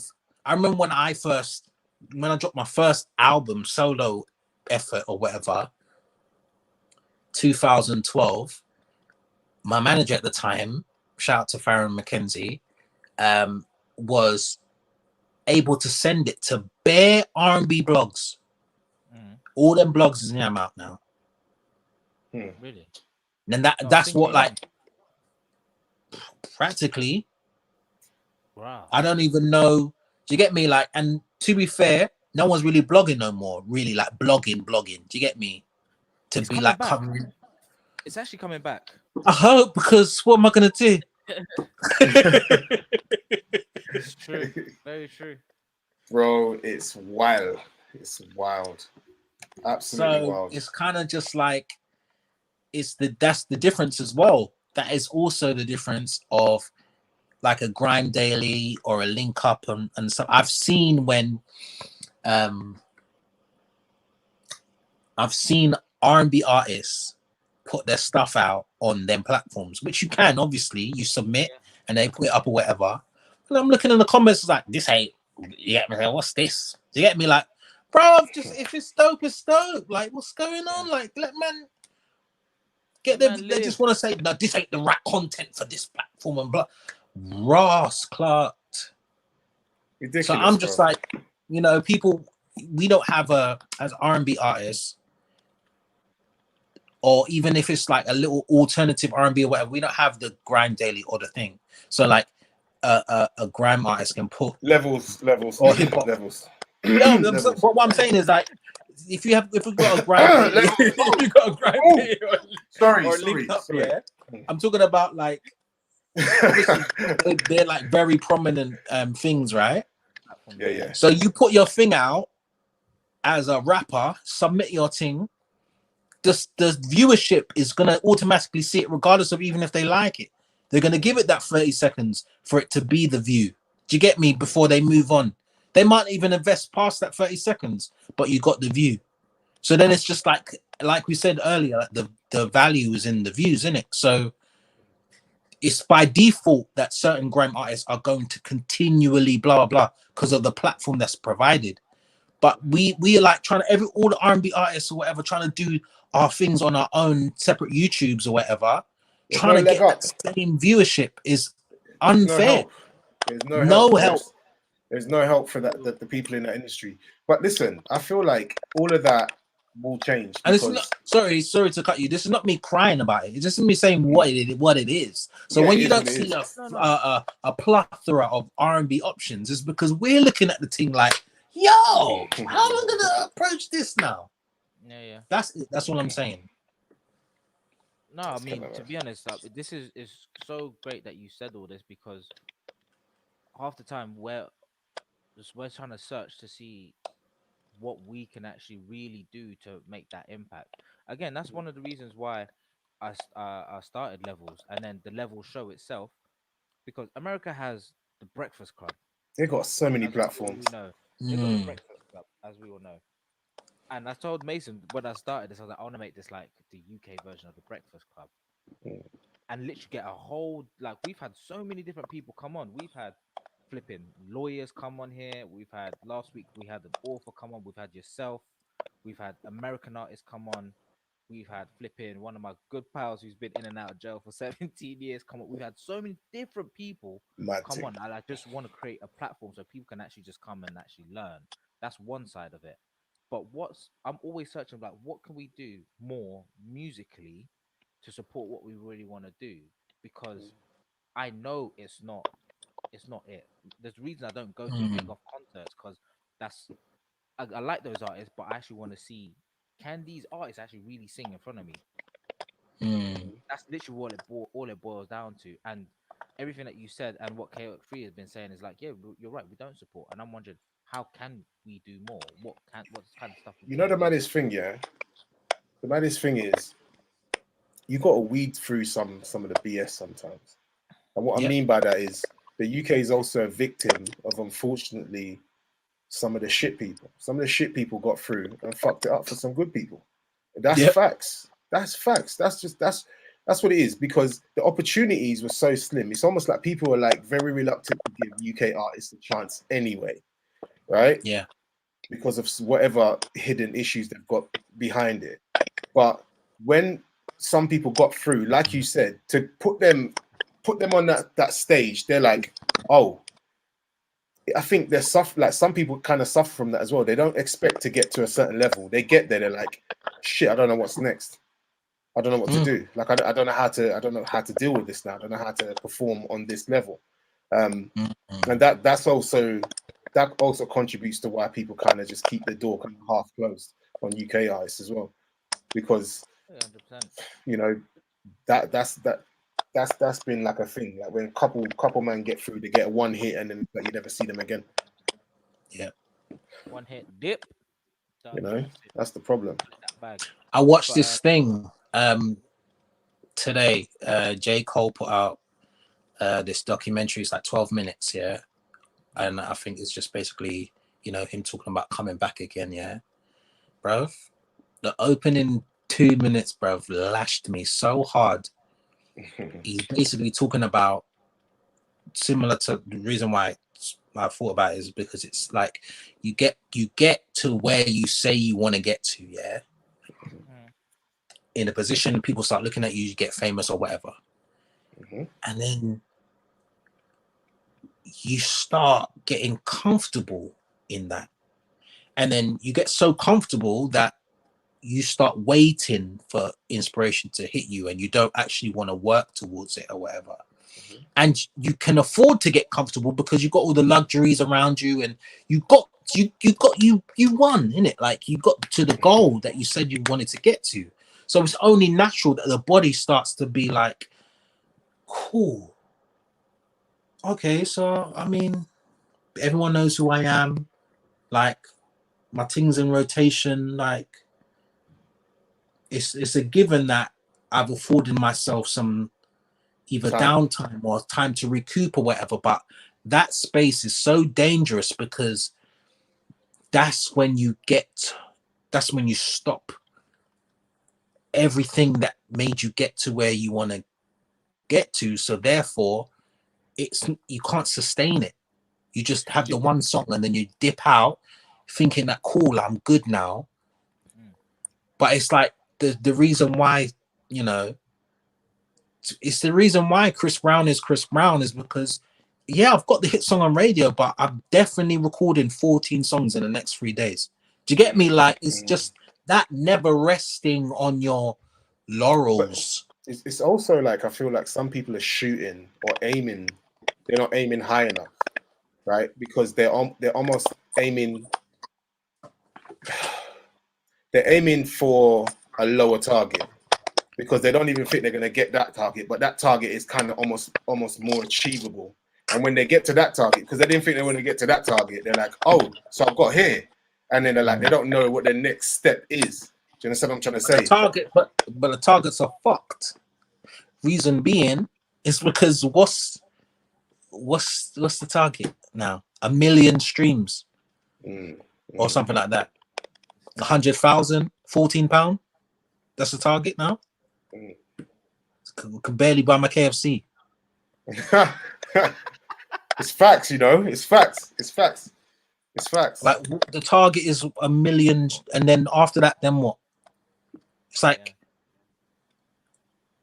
I hate to be the back in my day vibe. Yeah, I don't want to be that guy. But my target, I want a video on MTV. That was my thing. Do you get me? Like I want to see MTV up here and my song and the title and blah blah blah. That was my thing. Now that's nyam. There's none of that now. Now it's like put a song out, get the 1 million views or whatever, get the 100 million, whatever. It could be whatever. It's just stream. That's it. There's no, and then I don't know, partner with a brand or something like that, or like, you know, what other doors? Maybe there's bare doors and I don't know because man's been doing this a minute and I'm out of whatever. But I'm like the goalposts used to be absolutely life changing when I was coming into the team. Now it's just like, okay, you can do that, but so can Sally from Cheshire can do that because she's got a following on TikTok. So therefore, what? Do you get me? Like, that's true. Like, sometimes I jump on TikTok and I see it live. I just see any like chick from North England, gap tooth, teeth all black and ting. Nah, you lot are wrong. Head all dragged out, everything. Yeah? I'm just like, why is it? Listen, to the TikTok and they got 3,000 followers. I'm like, what is this though? Listen, doing, Karen? People are looking for entertainment nowadays. Most of us, and this is just the real, listen to what I'm trying to say. Most of us are living a lie. Most people are living a lie. Most people, because of social media, people are now living lies. Like all the lies. People are living absolute lies. So for them to escape and get a quick fix, people go to social media. And when you go to social media and you get someone, it's just a distraction from what you need to achieve in life or what you need to fix in your life. That's the real. I'm listening. I'm not an expert on lives. I live my own, and I can only tell you what I've gone through myself, because I have been that person that sometimes goes to social media just to get a distraction for a minute, because I know I've got a task that I need to do and I don't want to do it, so I'm procrastinating. So I go dip out to social media and just get a quick fix. And then you get stuck, and then it's but you know, you get hold of shit and you just start cracking on. But most people are living such a lie. Yeah, this is what happens. They just go to social media for those distractions, and then if someone's on social media doing some fart that they can sort of like relate to, happy days. Like, it is what it is. Short attention span. You know what I mean? People want to be famous nowadays. No one wants to really work, and this is why true artists, like getting left behind, because no one wants to put the real work in. Everybody just wants a quick 2-second. Everybody wants to be famous. No one wants to be an artist. No one wants to do it because they love doing what they're doing. People are jumping into music and different things because they think it's going to make them famous, and that's going to make them feel a certain way about themselves. It's fucked up. That's what it is. You know what it is, bro? Like, two things I just want to say. Like, certain people can really use social media to elevate themselves. A great example is Sincerely Wilson. I'm not sure if you're familiar, but Wilson is bad on TikTok in terms of like doing the just singing out and being his authentic self, and it really just every day can be when you're that authentic and you're yourself and you show your genuine talent. Yeah, do that every day, and it will work and it will resonate. So someone like that is a prime example for me. And when I see his stuff, I'm like, okay, cool. Like, it's not all bad. Do you get me? Because on full transparency, I used to look at TikTok and think, what the rascal is going on? Like, have we just lost our way? We still have lost our way, but it just makes a little bit more sense. That's all it is. No, but like when you use the tools, do you get me? Like when you literally sit down, crack on, and you're like, okay, cool. Like, what can I do and do consistently that's gonna really cut through?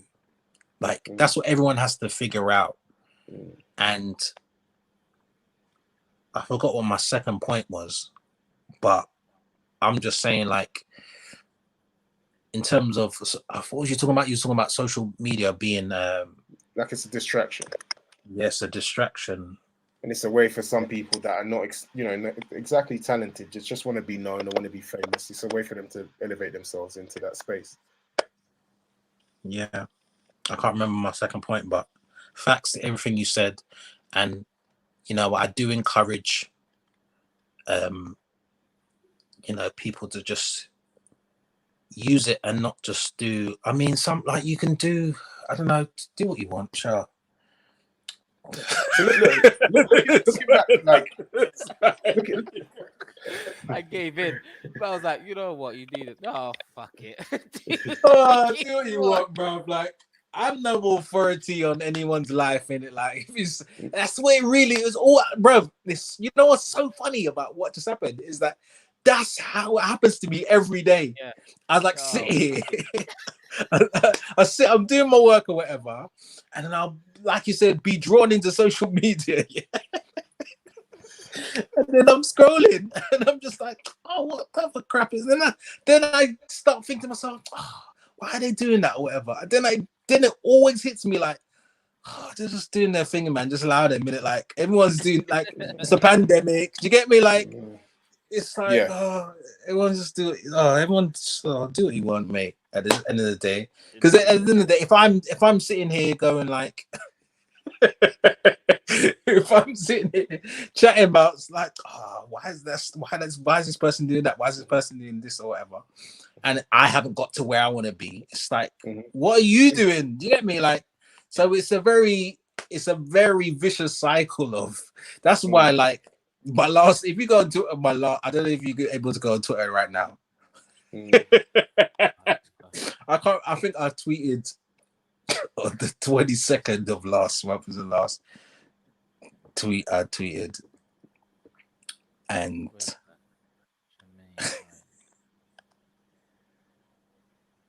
it's the same as my Instagram. No, that's the pinned one. 22nd April. 22nd April is this gift. I don't know if you can see it. This sums up how I feel a lot of the time. You just walk into the dark.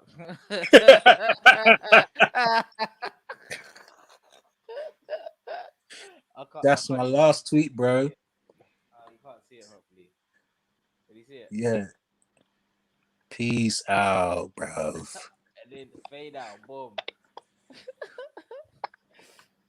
And that's what the point I get to. Even on my Instagram, I haven't posted, like, since I posted the plaque that my partner got me. That's the last thing I posted. And when was that? You get me? Like, I'm just seeing the social media as such, like you said, a huge distraction if I'm not where I want to be yet. And I'm just also, I really value the idea of literally shutting the hell up until you've got something substantial to say or contribute. So I don't have any hang-ups about going away and coming back when I have something to offer, something that's actually going to make a difference. Because on the opposite of what I was talking about earlier, like having a song out to have a song out, like, bruv, man can do a song in a matter of hours and just put it out. I've got the fucking I can dash something on DistroKid, bang out the artwork myself and just put something out if I want to be. Do you get me? Like, it's just not that. That's not what the goal is. Like, just having a song out, and I've got how much hundreds at this point. Do you get me? Between Spotify and SoundCloud, I've done that side of it. The look at me vibe. Do you get me? Like, so now it's like, what am I contributing that's gonna be absolutely, that's gonna make people, that's gonna last, that's gonna make people think, oh my days, if I, whatever I put out next has to be, this has to be like, if, because this exists, I can't just put out some any. Do you get me? That's exactly what Fundamental was. Yeah. How much other groups came out when we was out? From the UK? Yeah. At that time, it was just you and Mystique, to my memory. And we were damn independent. And that's it.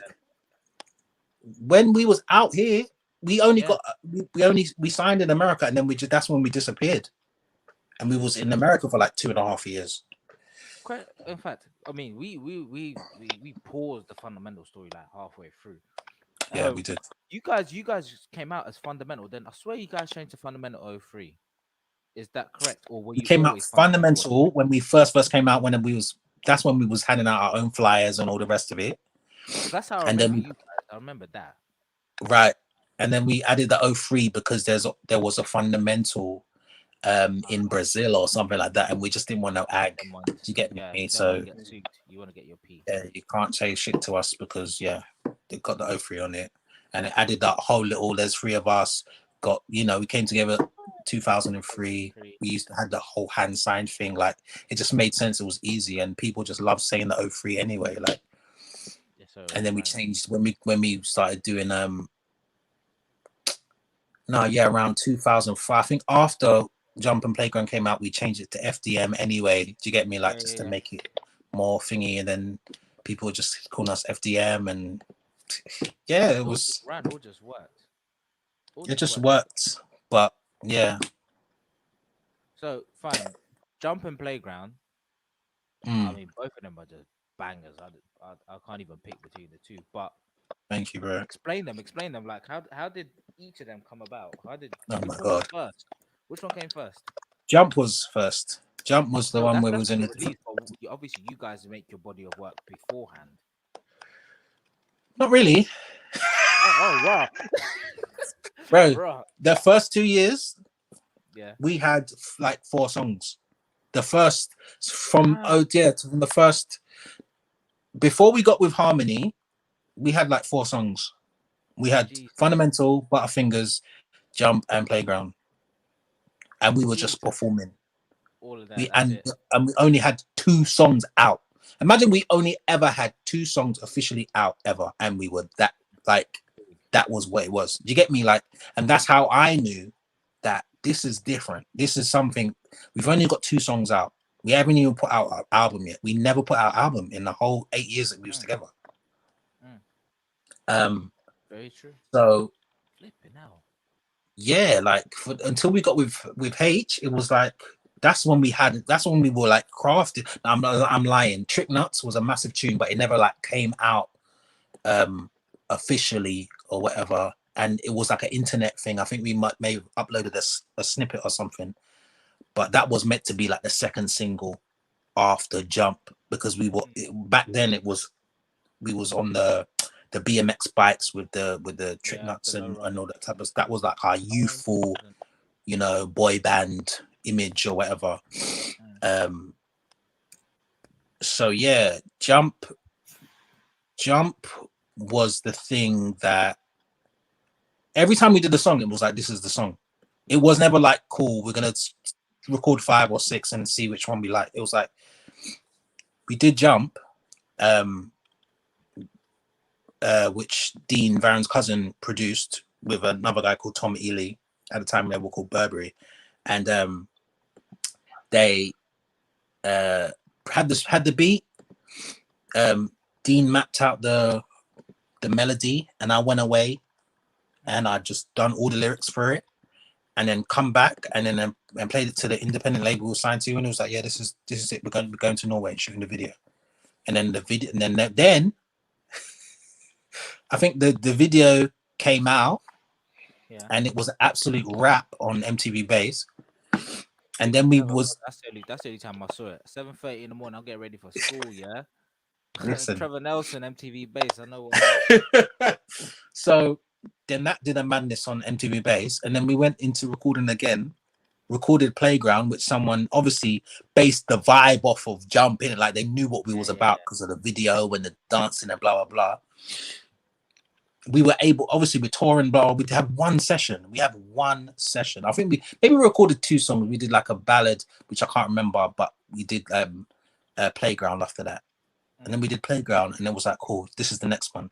Do you get me? It was like, and then we went to Norway again and then shot that in the summertime, and then that video come out, and that was a next thing. Where was Playground shot? Norway. Both videos. Jump and Playground. Both Norway, yeah. Doesn't even look like Norway looked like some LA thing, bruv. Yeah, it did. That's what I'm saying. That's what I'm saying. Summertime, found a nice playground, had the right cameras. Do you get me? Like these men were doing like Stargate videos and all types. Do you get me? Like they had a reputation for making everything look glossy and shiny, and the lens flares and all the rest of it. So that's why we look mad airbrushed in the Jump video. I said, man, look clean, bro. These man did it, yeah. I was like, these men are out in LA. Man just told me what? That's 20 years later, you're telling me it's flipping done in Norway. Norway, bro. Bloody hell. We were signed to Norway. They knew all, like the Norwegian independent, they had their foot definitely sunk in that whole city. Do you get me? So they knew the connections, locations, all the rest of it. So we flew out there. Oh, we did Party People as well. With Dreddy, that's another song we had, but that was after Jump. That was after we were thingy in it. That was after we were Fundamental or whatever on MTV. So we did Party People, and that was like we shot Party People after the Playground shoot. So everyone at Playground shoot came over. We had a change of clothes and 3 takes, and that's the whole video. That's literally the whole in one day. Yeah. And then we edited it. If you watch that video now, like that's 3 takes, and then we're done, and then that's a wrap from top to bottom. But that's what I'm saying. Like that performance level, like we knew. I think we choreographed the routine the day before or something like that in the dance studio.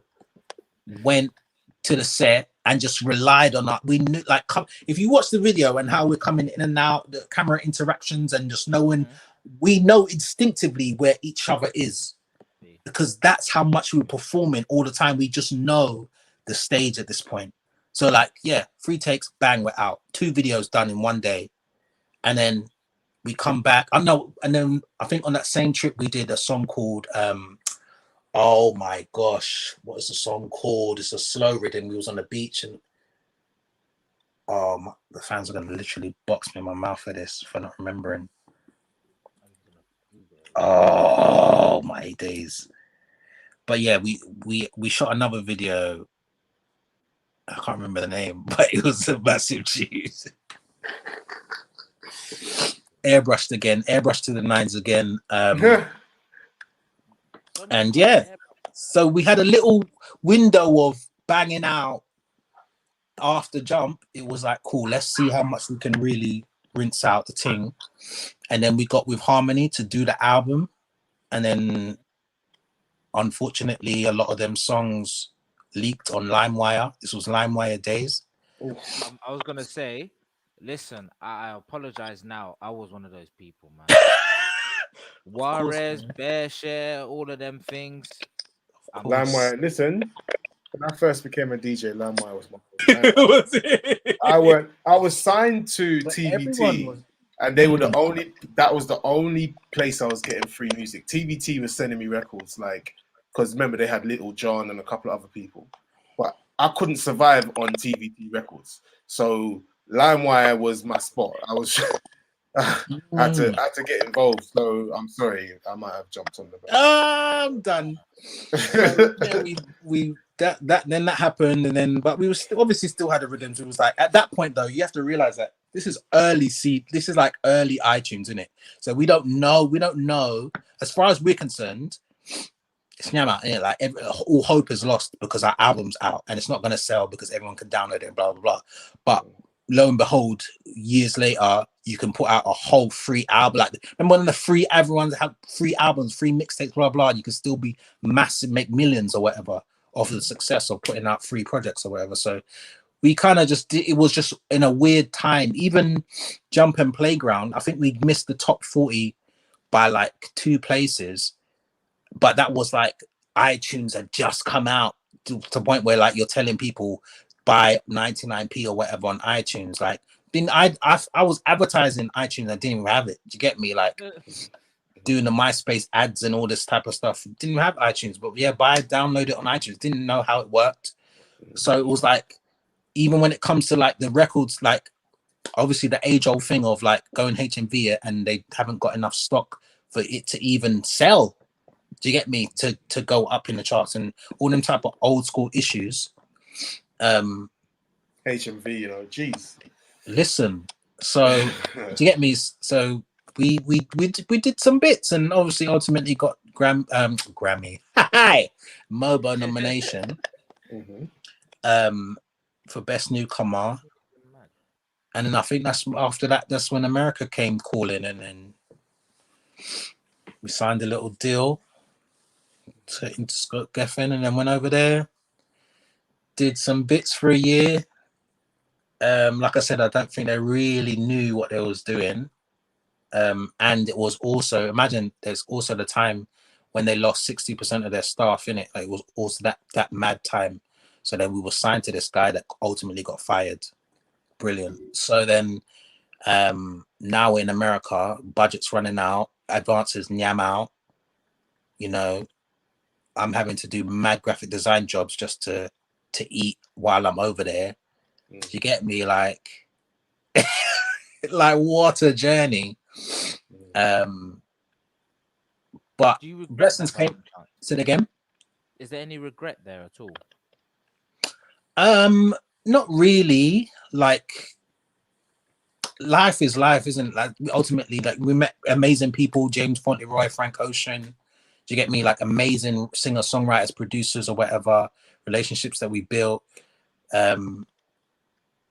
People. That's the only reason why I would feel comfortable going to America now, just knowing that people's over there that I ain't seen in, you know, over a decade. Do you get me? So, but they got my back if you know, push comes to shove. So, I mean, it's just, I can't really, it's my decisions, isn't it? Like whatever, life is just your decisions. Like, like you can't really, like, what am I gonna, like, I got signed in America, met amazing people. It just wasn't, it's like some things just out of your hands. The one thing I do wish I did, if I did have any type of regret, is just not let the America thing be like, okay, because when you get signed, when anyone gets signed, you're automatically thinking it's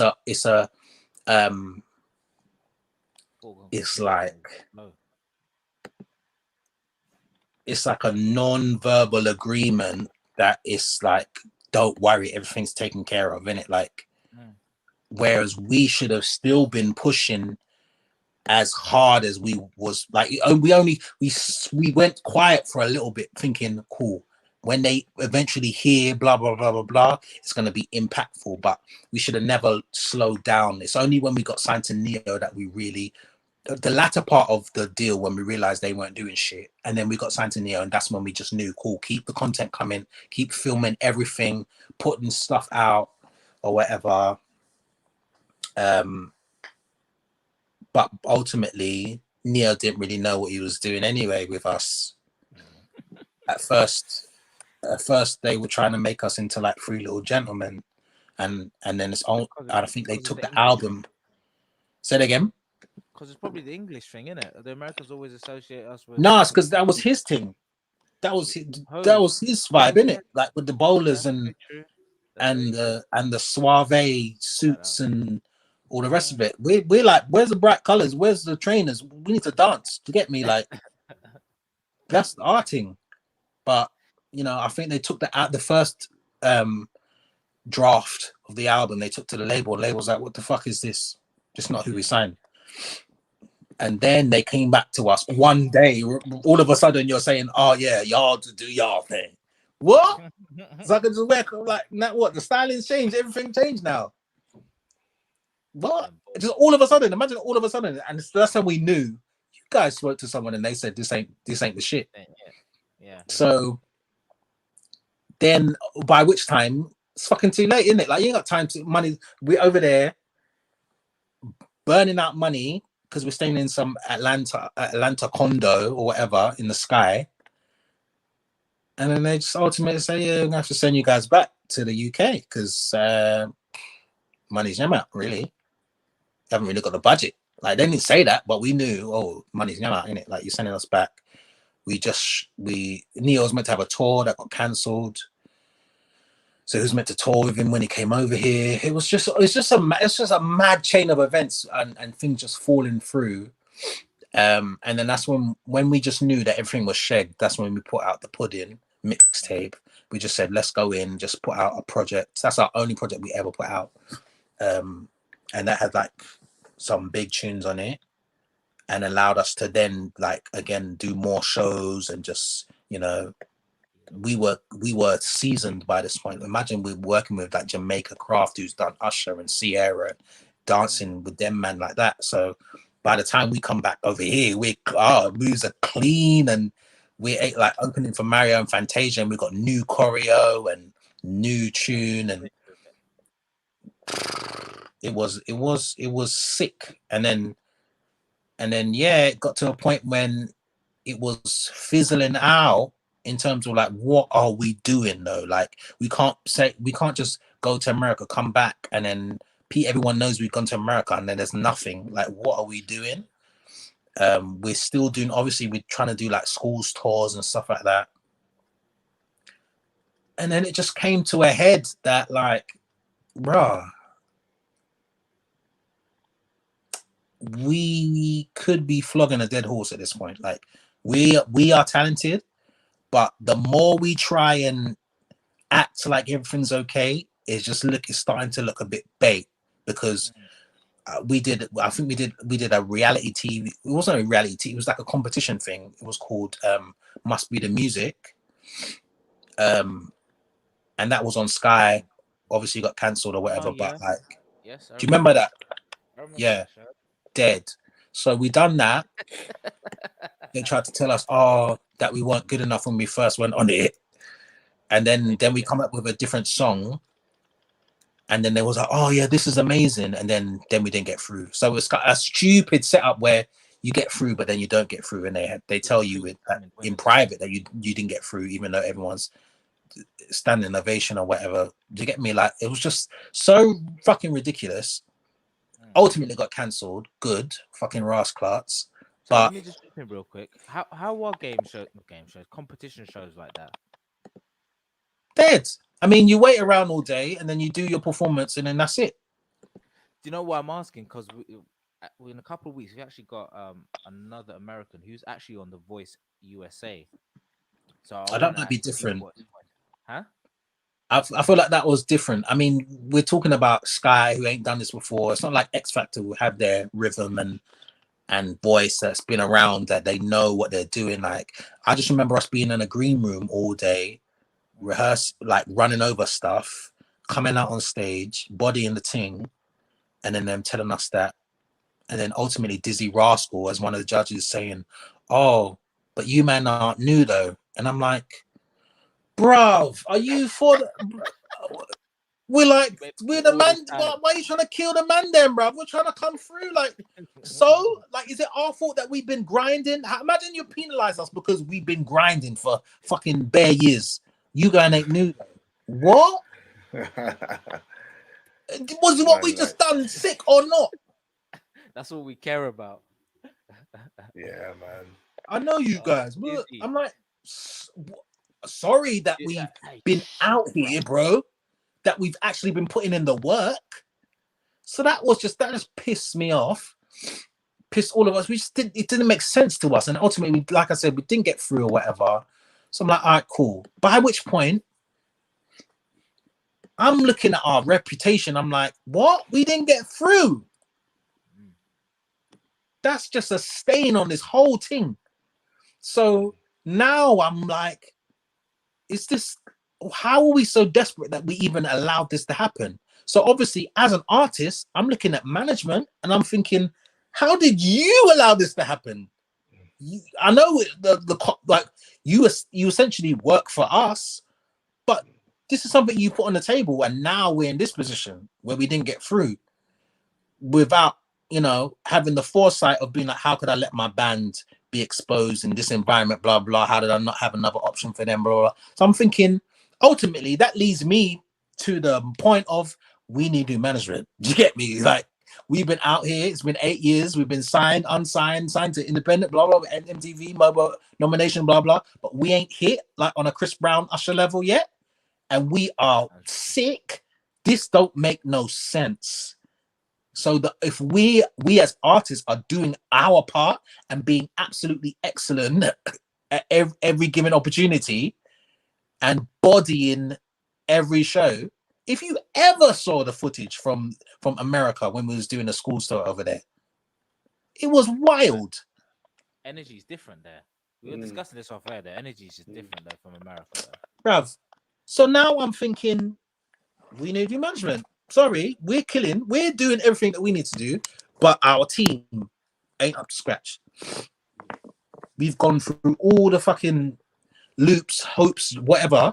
So ultimately, I said to them, man, we need to just get new management. That obviously didn't go down well. Well, it didn't go down badly, but it was like, there was mad hesitation because lo and behold, one thing I didn't mention is that our management this entire time is Varen's dad. Oh. So obviously he's not going to leave his dad, innit? Yeah. And it'll be awkward at home. How is that going to logically work out? But at the time, I'm like, bro, this is, at this point, this thing is hanging by a thread. Like we've done everything. The only thing we haven't done is got a new team. We are dope. Anyone would want to manage us. 100%. The doors that were open for me after, just because of Fundamental, even when I went solo, madness. Because of Fundamental, if we were still a group, there's no one would be like, no, allow it. Madness. We would have got new management. We would probably would it's all a coin toss. But at the same, we would have been together. Anyway, I just felt like it was a very hard place for me to be in, just not knowing. Like, imagine money's run out. We're home every day, just wondering, bro, like, what are we doing? What's next? Management ain't gonna answers. So I just held a meeting and I said, I can't do this no more. So what, you left? I left, yeah. Fair enough. You was like Ice Cube, innit? Or NWA, couldn't do it. It was definitely an Ice Cube situation, That's absolutely, like, when I watched that film as well, I was like, raw. I get it. Yeah. Just I get it, bro. Because when you feel like, what are we doing? Like, and it just literally felt like we was flogging a dead horse. Not to say that if we stayed together, it wouldn't have been absolutely sick. But I was also disappointed that they didn't believe in us. You had full belief in your own talents and what you had done prior to. I was like, we, as the three of us, we can start absolutely again. So what's relations like with you lot now? We are, bruv, this Fundamental for life, bruv. FDM for life. Like, we are boys, do you get me? Like, we I haven't spoken to Kyle in a minute. But I spoke to Baron literally, I don't know, 72 hours ago or something like that. So, you know, we speak in like, you know, everyone's doing their own thing. Baron's obviously done major things like Grammy nominated songwriter, well, Grammy winning projects and writing for, you know, done Trip for LMA and what's it called? He wrote that? Yeah, bro. Wow. What's it? Is it heavy? What's the anniversary thing? Giveon tune? Who? Sorry. Giveon. What is that? Oh. Heartbreak Anniversary. Oh, yeah. That's Baron. Bloody Baron's hell. out here, bro. He's got like a few songs on Kiara Sheard's album, last gospel album. What to Brandy. On a tune that she had out with Major. What else has he done? He's done bare tunes, bruv. Do you know Baron's so out nice? here. Do you know what's so Say that again? What's so nice currently? Sorry, I don't know why this thing's so low. What's so nice currently is that hearing that as well, it adds to the. I feel a little bit proud because Daniel Kalula doing his bit acting wise is just been like, wow, wicked. There was another English brother, black brother, I forgot his name, who was doing a big American role out in America on big screen TV. I'm like, wicked. And it's all young black guys out there. And Dave obviously doing this thing. Skepta big in the fashion game and everything. I'm just like, this is actually so wicked. I never knew that. Bro. All these things. In fact, you know what we were saying about RnB earlier? Sorry to keep jumping. No, go on. LMA, explain LMA though.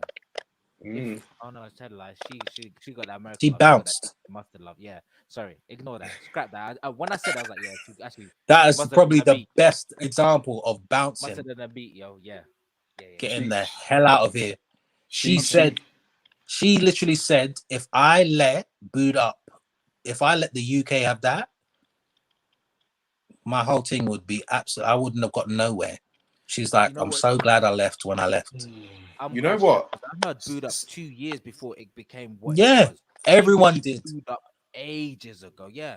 Someone. I told somebody it's gonna be one of the biggest tracks you ever heard. Yeah, whatever. English black girl, obviously. No, I'm not even holding it. English black girl. Yeah. I was like, I'm a DJ. I'm not even tooting my own horn. I'm telling you, this tune, mad. 2 years later. You know what? Dude said that earlier about people just dipping, like not bringing anyone. He had a comment up where he said that. Yeah. Where he said that people get to a certain level and they don't want to bring anyone. It's political though, bro. It's political unless you've set up your thing so it's like a joint venture with a label and you can bring in your own talent and stuff like that. Like if you're hanging by a string, you've waited how many years to get your look. You don't have much power, especially if it's a major situation. All you've got is your pen and whatever's putting food on the table. Remember, it's a business, isn't it? Behind the thing, like world. It's like it's it's easier to pull people through when you're like running your own shit, when you're like independent or whatever. But you have to realize we're talking advance money that you've got from the label that needs to be recouped. Yeah, we're talking publishing that is halfway down the middle that you need to give your publisher. We're talking management fees. We're talking roof over your head, show money. Like it's a lot going on, and music's only getting shitter for money. Like money wise, do you get me? Like we ain't earning shit, bruv. Wow. Do you think like you and the guys would actually consider like doing a project? Oh, I definitely like I've already said like but obviously this was pre-pandemic, so it's pushed everyone's life back somewhat. But my thing was to have like a a project out in 2023 because that would be a 20-year anniversary of when we first got together. Even if it's like a 3, 4, 5 song EP or whatever, but we're all in different places. Baron's like literally set up his whole thing in America. Kyle's off writing, acting, doing his thing, and I'm bloody out here trying to do my music thing and my comic book hustle now. Do you get me? Like I'm doing all sorts of madness. Do you get me? So it's hard for three grown men to now come back after we've built things that need to follow through. Do you get me? And like, where's the time? Like, where is the time? Where's the time? Time's just, boy. Time is going. Do you know when I knew time was going? Is when I realized Bridesmaids came out 10 years ago. Oh shit. Oh, shut your face. 10 years ago. 10 years ago. Bridesmaids. Oh, you lied. No way. May 11th is probably today. Dropped. Oh, that makes me feel bare old, bro. Do you know 10 years. Bridesmaids. There's no time. Nah, time's just a madness. You can't waste it. You know what? I think most people realize that that exact statement is through COVID. When everybody stopped for a minute, I think people were like, damn, I better get my hustle on or it's going to be peak for me. Don't waste your time. Structure your shit right and just get to it. You know, some people are just sitting there waiting for shit to happen. Good luck, my friend. You literally cannot do that because listen, the last 5 years has just flown by. I sat there the other. You know what fucks you? It's all this Google and like Snapchat and Facebook. When you post some shit and they come back and you're like, oh yeah, memories, and like, bruh, like you get hit with those. I'm like, you have been just like, cruising through. You don't realize how much time's gone. For the last 5 years, it's gone like that. Yeah.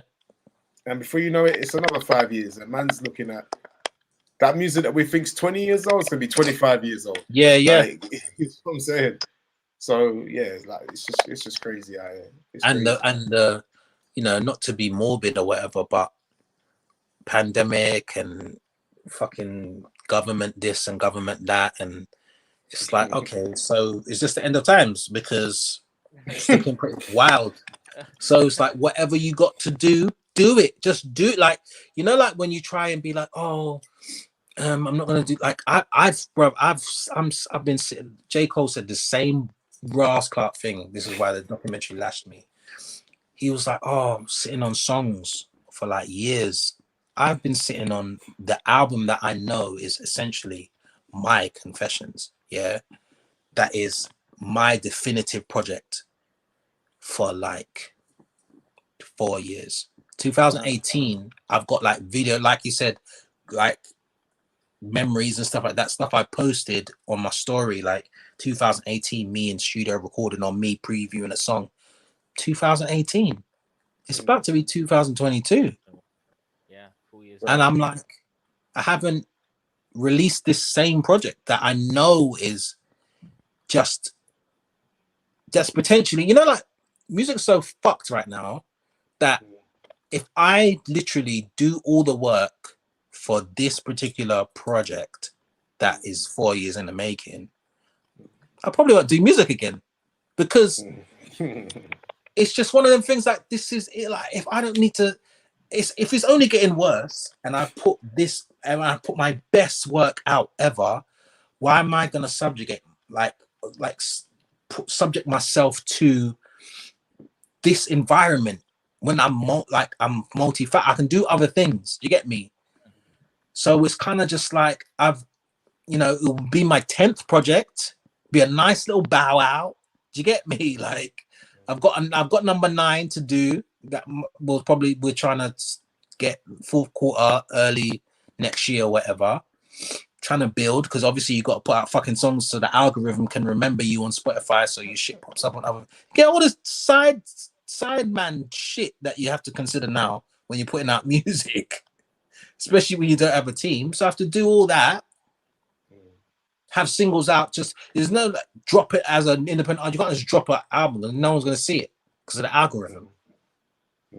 So you have to do your singles. With singles come videos. With videos come a budget. Where's the budget come from in a pandemic? So it's a lot to figure out. But you know, OnlyFans.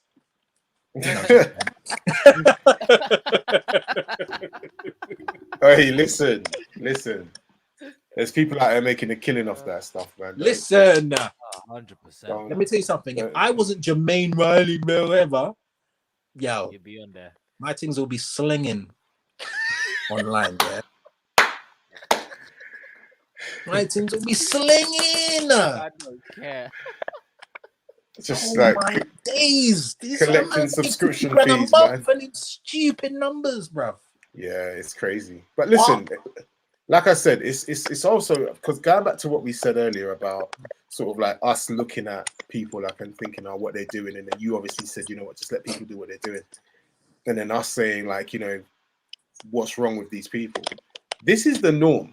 It's not what's wrong with these people. It's kind of like this is them. This is this when you put the time into it.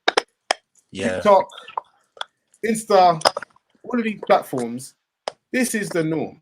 This is the norm now. Like, yeah, we got to kind of forget about what we came up on for a second and just think, yeah, we hold that close, but just understand that these people that are like that sub 26-year-old, you know, like that age, yeah, that's all them. They're doing all of this stuff. And the other day, like I had a bit of a wake up because little man said to me, why don't like delivery drivers have cameras on them all the time so people can know what they're doing? And the reason why he said that is because one delivery driver must have curbed his bike, yeah. One delivery brother, and licked this guy's phone and pedaled off, yeah. So my son was watching that, and he says to me, "Oh, like, Dad, do you remember that guy?" And I was like, "Yeah." He's like, "They should have cameras on them 24/7." And I said, "What does that look like, bro? Like, what does that look like?" I was like, "I don't want a camera in my face 24/7." He's like, "Yeah, but it just makes me think like these youngsters, they're happy to have a camera on their face all the time. So we will be China in about 5 to 10 years, where we have complete CCTV everywhere. Man can't take a shit without flipping CCTV. To get in the toilet, you're gonna have to scan your face when you're doing the shit. Facts, like genuinely, like it's getting to that level. Obviously, not that crazy. You're not going to scan your face when you're doing your moments or whatever. But you understand what I'm trying to say? It's just like those children, and obviously, like my boy is like 11, 12 years old. Everybody within his generation and younger are going to be it's going to be normalized to have cameras everywhere all the time. That's what they want. That's what they want. 100%. Yeah. Yeah, and that's the thing. Sorry, go on. Just get the comments quickly. So bring back music shows where you can perform your own songs, live premiere them too. Most of them are gone too. Lev3ls Lounge June 23rd. Lev3ls Lounge June 23rd is exactly that. Follow us on IG. You can actually find out more information there. Tickets are actually out now. Plug whatever. I would say unsigned artists. What? Unsigned artists want support but don't even follow back on social media or reply to their tweets. Facts. Facts to Mondo. It's facts. I mean, that's why I try and reply to as much as everybody. Like it doesn't even matter. Like, you know what? That's why I was so thankful. I was like, oh snap! It's Jermaine Riley. When I like hollered all about 2 years ago or something. I was like, oh snap! It's Jermaine Riley. Let me just holler. I was like, I appreciate this guy's music. Blah blah blah. Let me holler. I was like, he ain't gonna reply. Next thing you know, whoop, I was like, oh snap! The guy actually replied. Literally, I was like, because what am I doing? No, because the thing is, there's so many people who just like they'll air you reply. I'm just like, all right. You'll never get read, bruv. You get swamped. You just get left. Here's my thing, yeah. If that ever happens to anyone, because I'm sure there's someone that can say, "Oh, you don't reply to my thing," that's because it was just like, I'm not gonna read and purposely disrespect someone. Do you get me? Like, I will say, oh, I'm gonna reply and give you a reason all the time, or like I'm just not gonna see it. Like I reply to everyone, and I just don't like. And I feel fortunate that anyone gives a shit at any given point, because you don't have to, because this thing is flood out. Like, you know, you could just be checking for a next artist. You could be checking for some next hustle, doing some, like someone's giving me the time of day. How am I not gonna? That's why it pisses me off when like this is a very side, this is so in the side of it, but like when you retweet someone's thing like a peer and they can't even say thank you. I'm like, who raised you? You know what, I look at that as just ego. That's just an ego thing for a lot of people. But the thing is, it's like maybe it's because I've fallen from grace a couple of times, so I know that like this isn't owed to anyone. Like, no, like when you put something out and someone really, like I've put out like some of my best shit that I've ever thought or whatever, and just to get that acknowledgement, because I've also put out shit when I thought to myself, this is the dopest shit ever, and people are sleeping on me. So like when I get that glimpse of, oh, this is sick, or it can be like such a whatever comment, like amazing, great job, couple hand claps, whatever, high five, heart. Use the emojis. I'm literally here, like whatever. It's like that has to get acknowledged in some way, shape, or form. Even if I've hit you back with some emojis, but I'm not gonna let you think that I'm just seeing it and be like, yeah, well, my thing's lit. So that's hard. That's what it is half the time, though. It's true, and it's for me anyway. It's mad appreciated because I'm like, thank you. This is a simple thank you, and acknowledgement is key. Straight up. Fine, man. Dude at the bottom here saying, as a veteran and Chaotic 3, thank you for your interaction today. Yeah, man, sick. As a veteran in the game, what advice would you give artists when it comes to live performances? Any advice on how to shine on stage and be confident? Just rehearse till it's second nature in your bloodstream, to the point where at any given moment, like if you was in a supermarket, you could do your show vocally, like just by yourself or whatever. I'm only saying that from not doing that. Do you get me? Because and then getting to the gig and being like, what's the lyrics to this? Or like blanking. I'm shit with lyrics to begin with.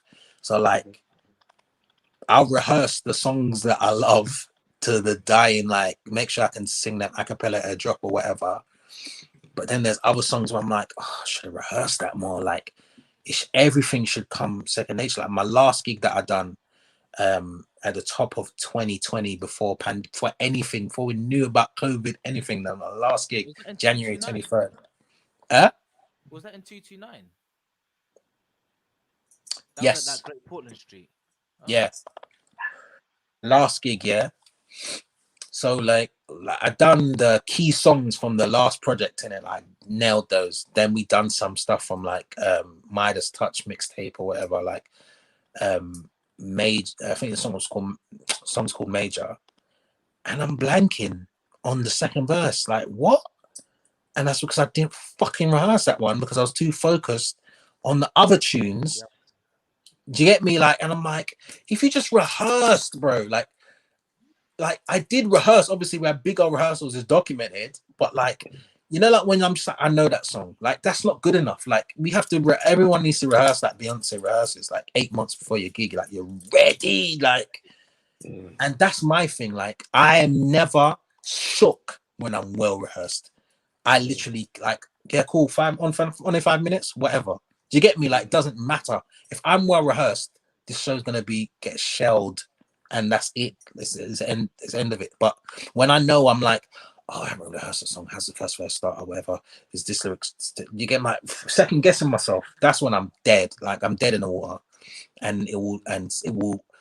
hopefully, I'm like, why should I be praying when I'm on stage? Why should I be like hoping that this part goes right? Like, allow that. Like, it should be. Like, oh Lord Jesus, help me get through this. Bro, but that's a school. I come from the school of rehearsing. Like, that's what fundamental is so sick, because we knew the shit, bruv. Knew it. The only time I ever died in a routine is if it was new and I hadn't rehearsed it properly. Right. Like, I remember we done what was the fucking? It was like a dancers awards show, whatever presentation. It was in Hammersmith, Palais. And when I tell you, like, the formation is like diagonal in it, and I'm the one in front. When I tell you, I died. It was a new routine. We made it up the day before, and I'm like, that's not enough time for something to get in my bloodstream. Yeah, I'm out there in the front. I can't even imagine, like, it's diagonal, so I can't even look to left and right to be like, okay, cool, it's this move. Out there dying, had to just freestyle something, try to get back into formation. Dead. I'll never forget that. But I'm just like, that was a lesson. Like, you didn't rehearse, bro. You just didn't rehearse it. Like, you didn't know it like the back of your hand. That's the advice I would give to new artists when it comes to the live stage performance. Just rehearse. You can never rehearse enough. It should be like, you know, like when you go on like I don't know if you're familiar with Lev3ls Show on YouTube or whatever, where he's got the blue background and he gets best singers to sit down with him or whatever. But when they bring up your rhythm, because it's like a you got 10 seconds to, it gives you a word and you got 10 seconds to sing a song with the word in it.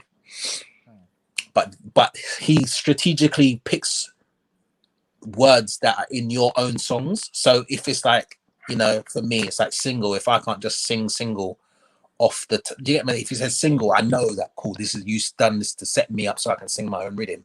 But I should be able to reel off that thing, like, you know, like I'm speaking as natural as I'm speaking. And like, that's, if you don't rehearse, just rehearse. Like, I can't even say it enough. Rehearse till it's just, till you're bored of your own shit. That's my thing as well. I don't rehearse till I'm bored of it. I rehearse till I think, cool, I got it. When the music's playing, man will just, you get me? Like, I'm expecting some killer instinct to kick in. I'm like, bro, rehearse your shit, bro. Beyonce would rehearse. Oh, do you remember that game? Bro, killer instinct. Bro. Hey, look at these old men talking, bro. What? I've got my what is going on? Boy, I'm looking to spark up that. Listen, if they brought back that console in like a, what they need to do, someone out there, yeah, I beg, just refine the console, bring back the game. Yeah, there's a lot of men over 30 that will buy the thing, bro. Trust me. What's the other one? The Sega Mega Drive. Sega Mega Drive as well. Nah, Mega Drive. Killer Instinct was Killer Instinct was Super NES, Super Nintendo 64. Sorry. No, Super Nintendo. Was it on Super Nintendo? Yeah, originally Super Nintendo. And oh right, I played it when it was on Nintendo 64. What's the one? What's the PlayStation fighter game where they turn into animals mid in the fight? What game is that? Where there was a mole ninja? No. No, Mortal Kombat. No, bruv. It was like literally, there was a rabbit, there was a mole, there was a wolf. Ah, I know what you're talking about. I don't remember the name though. I know what you're talking about. That game? I thought I was talking about Unreal Beast, but it's not that. Oh, I know your game you're talking about. Like, bro, listen. What's that called? We're gonna have to get someone on the show that's into games, man, because I know there's a conversation. Beast. Get the gamers on, man. The I can think of is Unreal Beast, but that was Sega. Nah, it was called. It was so fucking sick. This guy's in it. There was all animals, bro. There was a leopard. There was like a remember the chameleon one. Yes. Oh, you absolutely mad, bro. It was a PlayStation game. You're right. It was a PlayStation game. Nah, sorry. Bugging, man. Gotta find it. It's bugging me. I'm not gonna lie. I'm checking it out now. Hey, what PlayStation game are these man on like? Bro, I don't know. You were probably playing FIFA back then. What was that game? Nah. them days it was Mole, NBA Jam, Ninja, NBA fighting, Jam. PlayStation. Ninja fighting, you know.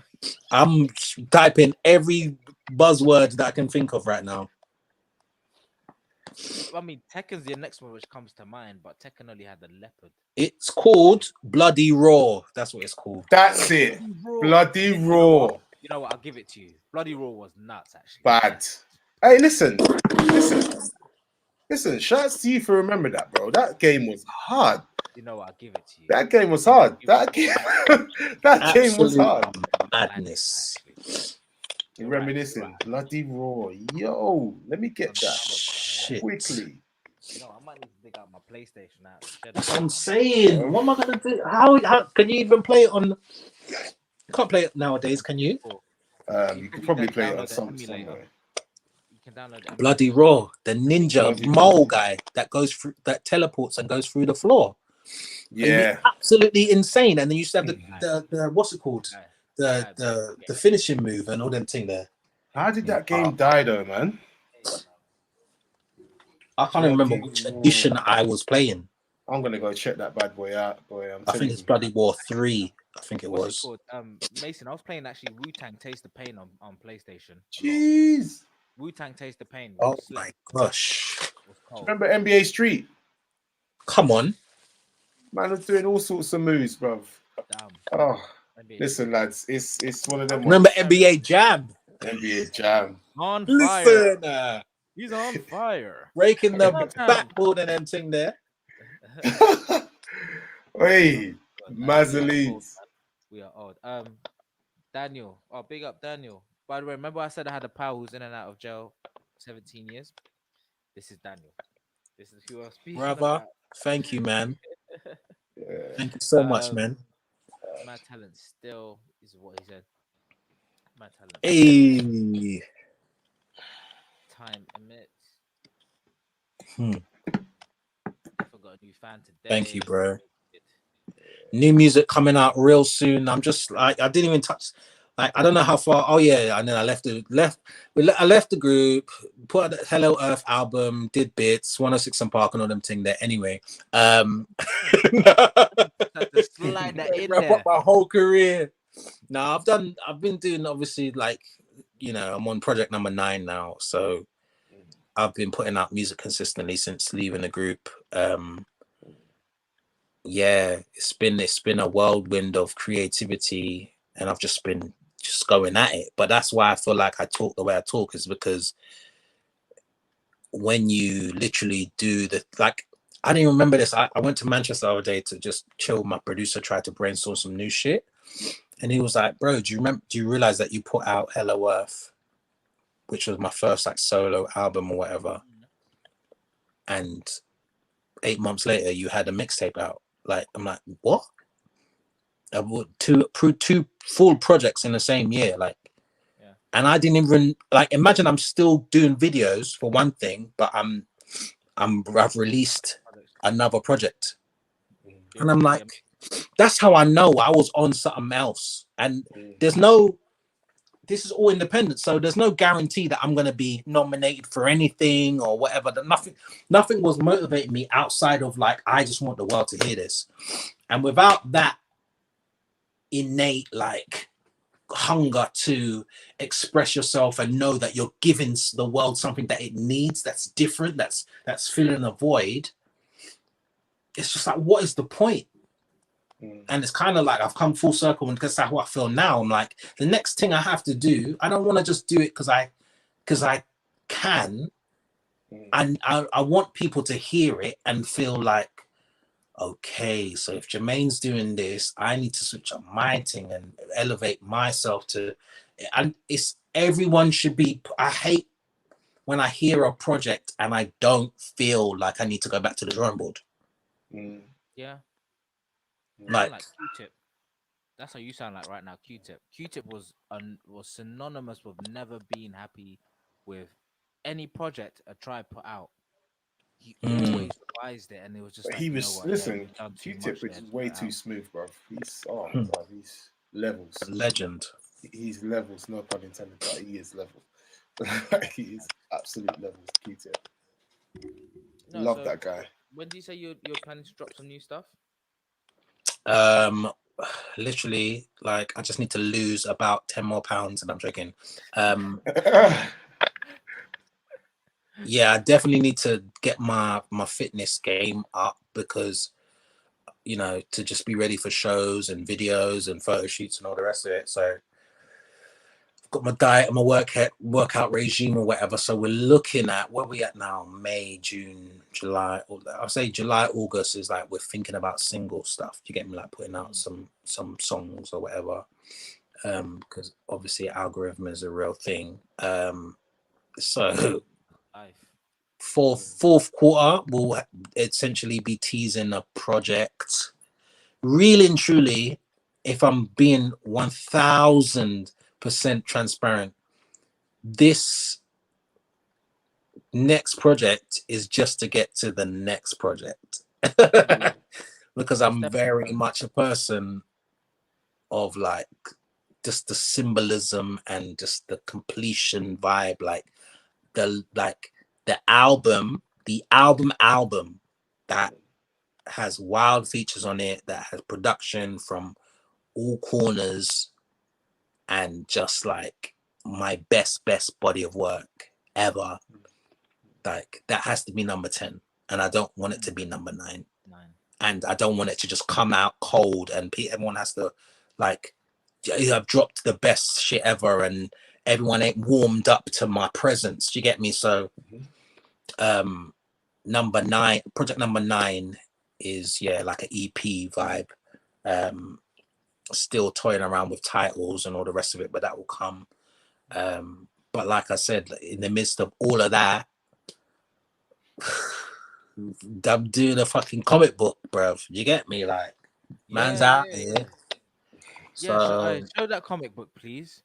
Hold on, let me just see. Man, I'm into comics, man. You gotta bring me in. I want to see this. So yeah, this is my character that I created. His name's Extra Man. Look at the graphics, brother. Extra Man. Let me try and. Bro, numbers, man. Yeah. So where are we gonna see this? This should be this should be like at the top of next year. I'm just trying to get a buffer of a few issues together, so I'm not like I've put out the first issue and now I'm under pressure to put out the second and blah blah. Me and the guy I'm writing with, Glenn Murphy, we're basically formulating the story arc and all the rest of it, so it's like, you know, dope experience for the reader. But yeah, he's out here. So is he essentially sort of like a black superhero? Yeah, black superhero. The basic concept. Tell you, go on. You know, as a comic book fan and as like a fan of comics, yeah, you don't understand how excited I am for a black superhero.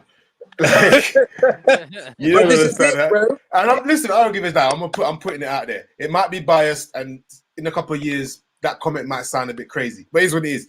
As a black person, no, because listen, you know what? I'll tell you why. Crazy. No, go on. Now you go first. I'm gonna tell you my side of the argument. You're gonna counter argue. What I think is, obviously, yes, I can see where you're gonna come with, but it's like at the same time, I kind of see where some of these people are like, you're always gonna find those people that are like, you can't just focus. But for me, it's just nice to finally see someone that looks like me. Bro, right? Other than Black Panther or, you know, or the way they just, like Green Lantern, for instance. I'm all about John Stewart as Green. I don't care about the other brothers. I don't care about the other. When I see Green, I have no interest in Green Lantern unless it's John Stewart. I don't care. Stewart, yeah. And that's it might be messed up, but it's a black guy looking at a black guy. It makes sense to me. But even race aside, John Stewart is a more decorated, more layered character. It's only because it's black he didn't get the airtime. But not even disagreeing with you, I feel like, because Glenn, who I'm writing this shit with, he's white, right? But he understands the law of, you know, DC, Marvel. Like, he's a huge comic book fan like myself, and he's an amazing writer and creative, and his ideas are insane. So, but he also understands like how white people take for granted seeing themselves on screen all the time, like full movies. How is it that the first ever person in DC Justice League or whatever is coming, I don't know, in so late, like, okay, if you break it down to like the full Justice League roster, Superman, Batman, Wonder Woman, Aquaman, Green Lantern, and you got a Martian on there. You got a Martian on there before you got a black person on there. It just shows you how the times were, though, isn't it? Like, the times were different back then. Absolutely wild. But it's just like, Glenn told me this story about how him and his brethren Ashley, Twist and Pulse, amazing dancers or whatever, check them out online, TikTok and all the rest of it. They went to see Black Panther, yeah, and it's a room full of black people because they went to like the premiere in it.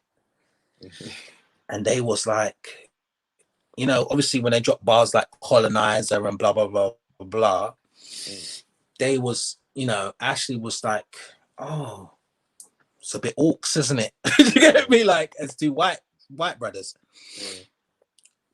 But Glenn had to kind of like remind him, it was like, bruv, we have to remember that we see this all the time. Like, this, they're living what we see all the time. Like, they're experiencing what we see all the time. It's just like I saw this other video or that went viral where these brothers come out of Black Panther and there's a poster and they're just like, yo, these guys in America, like, yo, like, is this how y'all feel? Like, talking to white people, like, is this how y'all feel after you come out the movie theater? Do you get me? So like, we don't get to feel and see ourselves often enough. Imagine, like, I posted this other video as well on Instagram where the guy who created Miles Morales, white guy, shit. Right? He created Miles Morales, and then he done Riri, which is basically like Iron Man protege, right? She's black, and she's like super genius, and she has her own armor and all the rest of it. And one of the bits of feedback that he got was like, oh, why do you need to do Riri? You've already got Miles Morales. And he's just like, why do you need Doctor Strange if you've already got Iron Man? It's like, do you realize how racist that is, bruv? Like, why are you trying to put a cap on how many? Yeah, like, how what? many? Yeah. You don't question. You don't question that there was Batman, Superman, Iron Man, Spider-Man, fucking Ant-Man. All of you white. Listen, it's not even the whole thing. Think about Thor. Listen, Thor. You know what? Do you follow like what they did with that brother with Star Wars? How they switched up the poster in China. Oh my gosh, yeah. For Finn. Follow that. Yeah, for Finn. And how like it's basically they kind of just wrote him out of the they came through character. Yeah. The thing is, he would have been great. You put a lightsaber in a black guy's hand, you would have got the whole black community all up in Star Wars. Because this is what happens. And I was like, yep. And then they sold me a dream. They sold me a dream. I watched 3 films for nothing. Because I saw the poster was like, yeah, Donnie's got a lightsaber in his hand. He's from the ends as well. Yes. Boom. Listen, I felt it. I was like, yes, brother from ends as well. It's ganda. Yeah. And then nah. But it was a side character. Nah. It's just some side character that then they palmed it off with another ethnic. I'm just like, oh, you people, man. Like, seriously? Like, why? Just why, man? Like, so that's why with your project, I'm like, you know what? I'm excited. I'm genuinely excited to see more people that look like me in a space that I'm interested in. You know what I'm trying to say? That's something like comics where I'm just like, we need to see more black folks. Like, black folks, you can't tell me that in a world of comics where you're making superheroes, All of the superpowers go to mostly white people. I'm dying. Yeah. I'm dying. Yeah. Like, and seriously. for me, I've got nephews in it, and my nephew, which is, you know, if you've followed me for some time, you'll see that he's obsessed with Spider-Man, and like he'll imagine he's already obsessed with Spider-Man, yeah, and you just see like he was 5. This is before Spider-Verse came out, so there was no knowledge of Miles Morales or anything like that, right? He's already obsessed with Spider-Man, just like I was. Fully accepting man's white in it, and that's fine. Because it's not even about that. When you're that young, you're not even really thinking about you don't think about that stuff. Miles Morales comes out now. It's a different level of investment. Like, it's all he talks about. Miles Morales, Miles Morales, Miles Morales. Like, aunties and uncles, like, what's this Miles Morales he keeps talking about? Like, and it's just like, you can so tell the extra piece of investment is not just because he's dope, it's because it looks like him. They've got the same hair, and it's like when I told him that, I'm like, got my own thing going on, like I'm doing my own comic or whatever. The enthusiasm, because he knows about the superheroes, and like I took him to see. Imagine I took him to see Endgame and he didn't fall asleep. As long as that film was. He's 6. At the time, he was like, whenever Endgame came out, what? He was 5, 4 or 5? And he was up the whole thing, glued. As it, like, Endgame's not even like Infinity War, where it's like bam, bam, bam, bam, bam, bam. Endgame's like, you get me? Its pacing is different. Yeah. But he was glued. And for me to have something that he can be like, oh, raw, like, do you get me? Like, yeah, it's hard. Legit. I'm ready. He's got the features and everything. Yeah. He's got the features. I look like he got a stank face on and everything. Bruv, yeah, he's got the features. Why are you at me, bruv? Are you mad? Do you notice how they've already, like, you know, especially like Marvel and stuff, they've always strategically put the black people as sort of like sidekicks, like a little, no main roles. They've never been the real hero. Apart from Black Panther. And I think now when they've seen the success of Black Panther, they're like, oh, we've been missing something so many years. You guys have been missing P, because what happens when we see ourselves in a thing? You have no, I'm sorry, but we act different. There's no, listen, I don't know no black guy out there that hasn't done the whole, listen, you know. It's just like, you're missing a trick, buddy, because like you give us ourselves on screen, come out in droves, bro. You're missing P.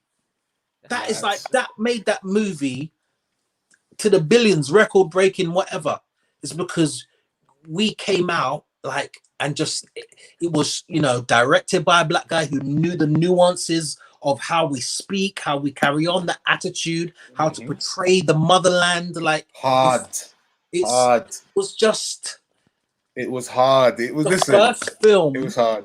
That I came out, first superhero film I came out, and I was like,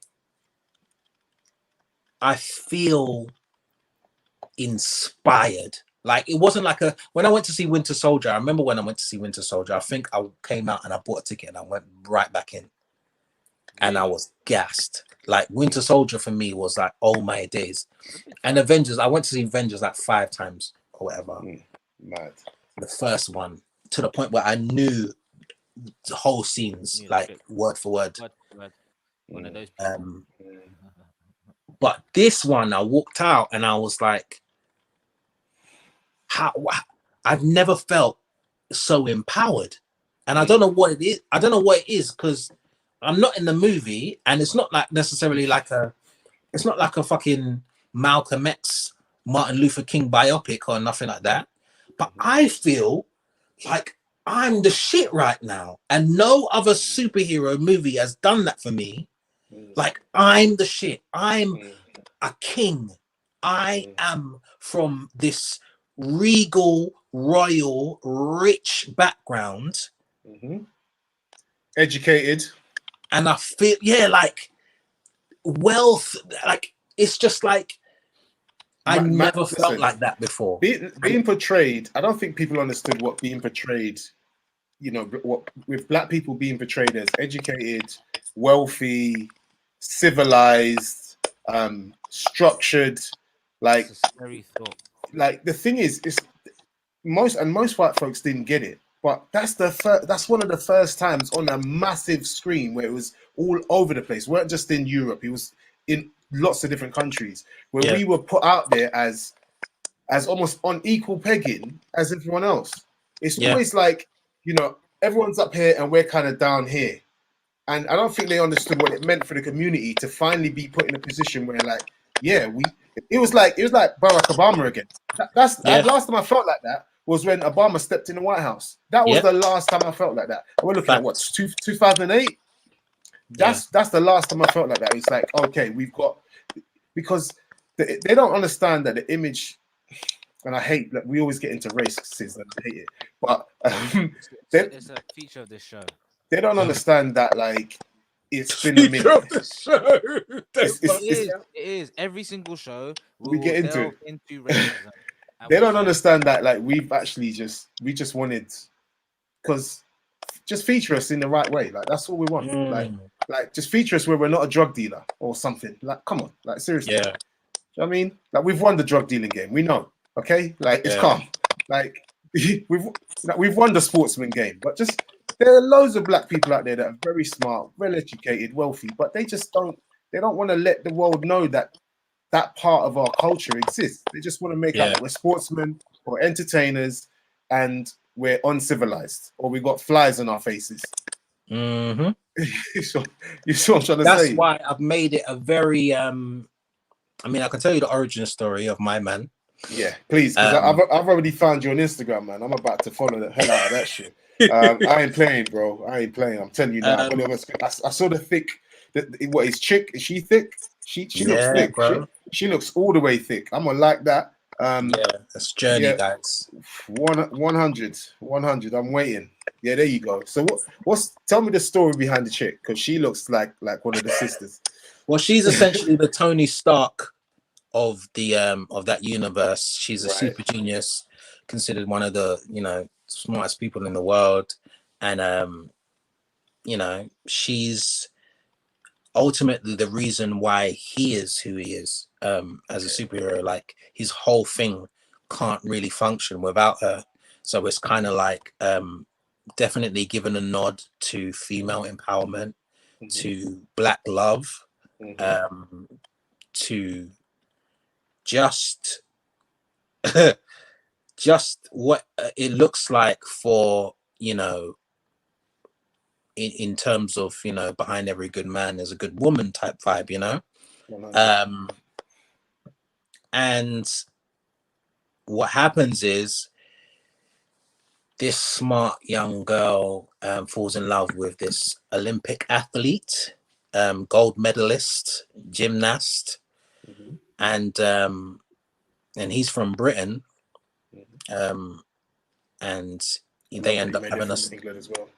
Say that again. I love that you made it from England as well. Because we don't get many that are black and many that are from England either. Right.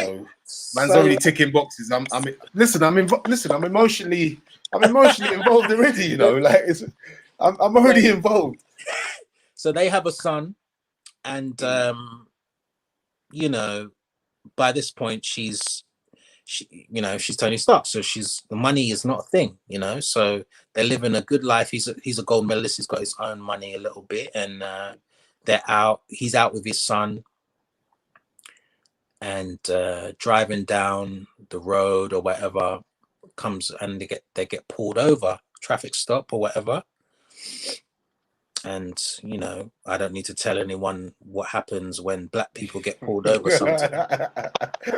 I gotta laugh. I have to laugh because this is it. And yeah, ends up the son dies. Oh shit. The whole car gets shot up, and he ends up being paralyzed. And yeah, it ends up in. Let's see if I got the chair. Yeah, he ends up in this vibe. Oh shit. So Raymond Trust. They disappeared for a couple years or whatever. I'm giving you the whole fucking story background. Disappeared for a couple years or whatever, but within that space of time, serendipitously, they discover technology that allows her to make him a suit so he can go out in these streets and avenge his son's death. So, taking law into their own hands since the police can't seem to do their job properly. And yeah, so it's a salute to a whole bunch of things. Like, it's a nod to a whole bunch of things that's actually prevalent in today's time. So yeah, that's where we're at. Extra Man, top of next year. Looking forward to that, bro. I've turned on post notifications. Issue 1. Oh, thank you, brother. And when that thing come from, even if I'm at work, big man, give me a minute. Let me just, you know what I mean? You know, so your boss, listen, give me a minute. I need to see what's going on. So yeah, for the next few months or whatever, I'll just be posting like little tidbits or whatever. But yeah, follow on at Trust Extra Man, and it's gonna be amazing. I'm literally meeting with Glenn tomorrow. We're gonna have a whole like day of writing and figuring out stuff. Hopefully get like a Kickstarter so we can have physicals in the new year. Or even like I'm thinking we compile the first 5 issues into one collectible thing for your coffee table. But yeah, we got villains, we've got, I don't want to give away too much, but like it's cool. I'm ready. I'm ready. Yeah. I'm ready.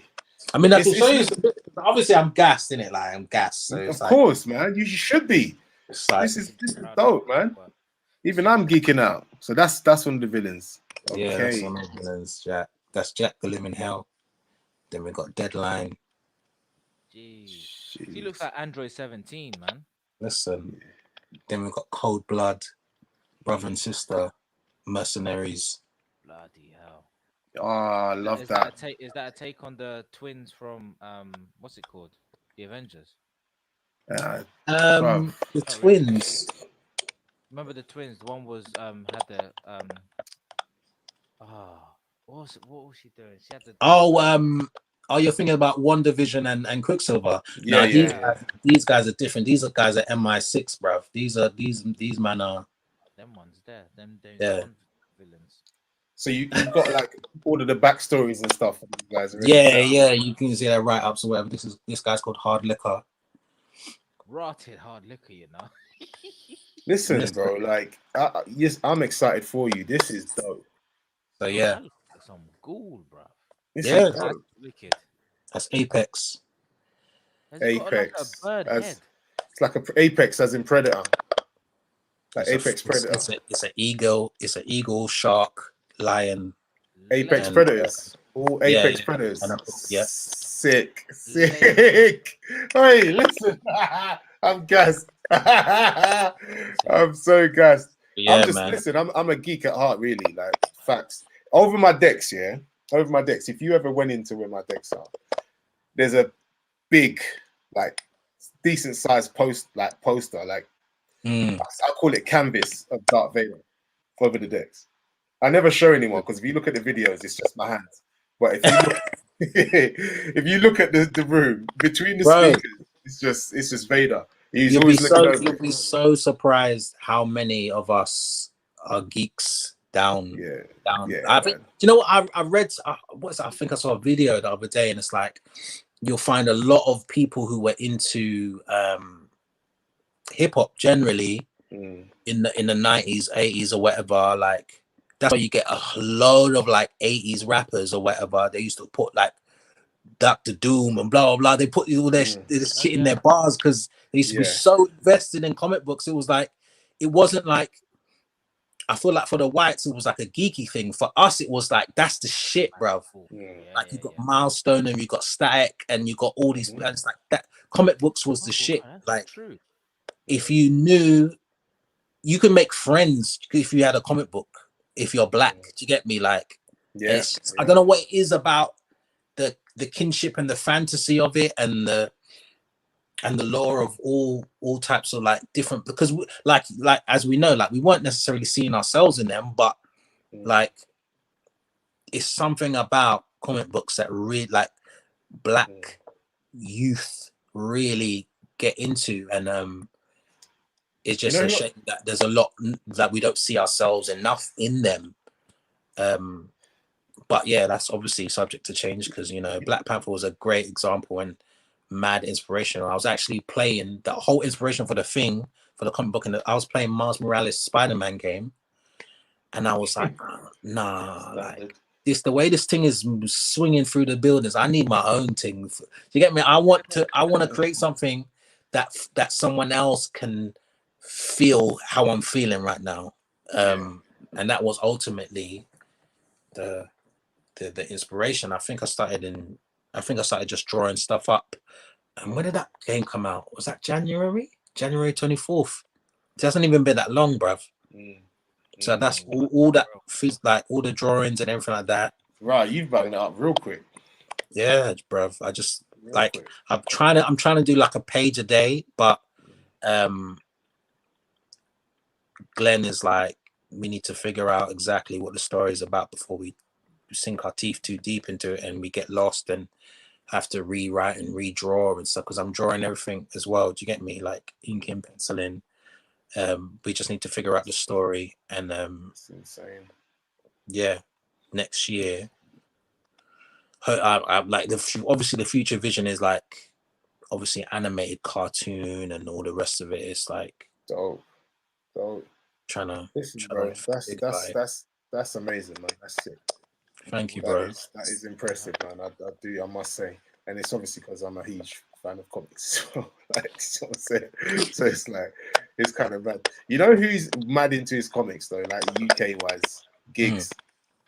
Gigs doesn't hide it. Doesn't hide it either. Gigs is one of the biggest amazing comic book fans. Like he's out there. In his raps, he's Batman. He calls himself Batman. Yeah. Batman. Yeah. Like, but he's all up in the comics. You see him, if you follow him, there's times where like people try and get onto him and stuff, and he'll be like, listen, shut up, bro. Like, you know what I mean? Really? Yeah. Because obviously he's a big man. He's like same age as us, probably, you know?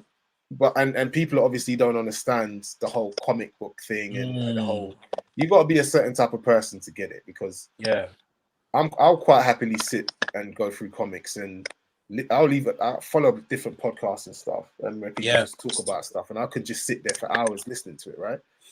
But some people find it's like music. Some people just don't like music. It is what it is. Yeah. You know? That makes no damn sense, not liking music. Oh. They need to get their head checked. Some people like different types of music. You know, we obviously know we're not huge fans of drill. There's other people that are huge fans of drill. It's human, isn't it? Like some people don't like shit, some people do, whatever. Just don't shit on someone for liking something. Yeah, that's the thing. That's that part. Jeez, you've been going for 3 hours, guys. Every time what? Stuck in. Oh, flip. But it's so funny because like at no point have I felt like, okay, cool, like this is getting long. Like it's like this is how I could when you're speaking to like-minded people, and you know, not everything I'm saying is like brand new, like revelation. Do you get me? Like it's for me, it's a lot of hashing over other stuff, but it's because like when the energy is right, you can't really just lock the thing down to a time. Like sometimes me, Ricardo and Cherry, guys, check out the Mid-Late podcast on YouTube and anything there. When we're going and it's like Ricardo's like, yeah, well that's it for another. I'm like, what? We're just talking, bro. He's become a dad again recently, isn't it? Yeah, he's got a new girl, another girl, second girl, big man, 2 gal. No, I want to get Ricardo. Good luck. What I said again? I said I want to get Ricardo on this show as well. Yeah, he would have a flipping blast. He would have a bloody blast, mate. Chaotic has just jumped in again as well. I'm 28. I feel like the clock is ticking for me in terms of making it in the industry. I feel like I'm just getting started, and I wish turning 30 wasn't seen as old. Let me tell you something, yeah? Let me tell you something right now. Yeah? Have you seen the Tina Turner documentary? I haven't. No. I think I have. Brother? I think I have. Listen, obviously not all of us are getting boxed down by Ike, right? Yeah. But my girl was 41 when Simply the Best came out, yeah? And obviously, even back then, there was like, oh, rah, like she's done Ike and Tina Turner, she's done Vegas and all these things. She's got 2 couple Pitney or whatever. She's done out here. She said, listen, yeah, I'm going to London and I'm going to record with these white people. And then, you know, what is it? Simply the Best? I think no, it wasn't Simply the Best. Is that their first single? In London. Her first One of the first single, yeah, wasn't even her song. It was recorded by some any ting bang white people group, yeah. No soul whatsoever. She said, oh, it's not really my thing, you know, I don't really know. She said, just record it, make it your own. We'll change it up, switch it up for give you more of a rocky vibe, since that's the vibe that you're going for. My girl recorded it now.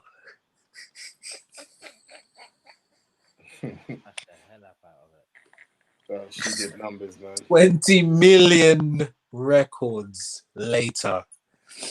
What? Big woman, you know?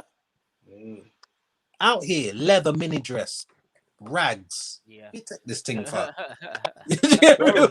Listen, and this is what I'm saying, like, about, like, there is 41.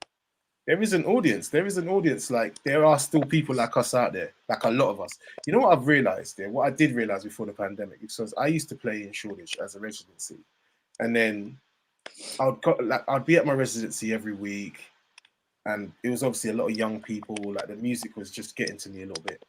But then when I dip out of town and go to like places like Nottingham, for instance, if I played in Nottingham, like, where the crowd was a little bit more earlier, like older, a little bit more cultured, or even going playing in South London, right?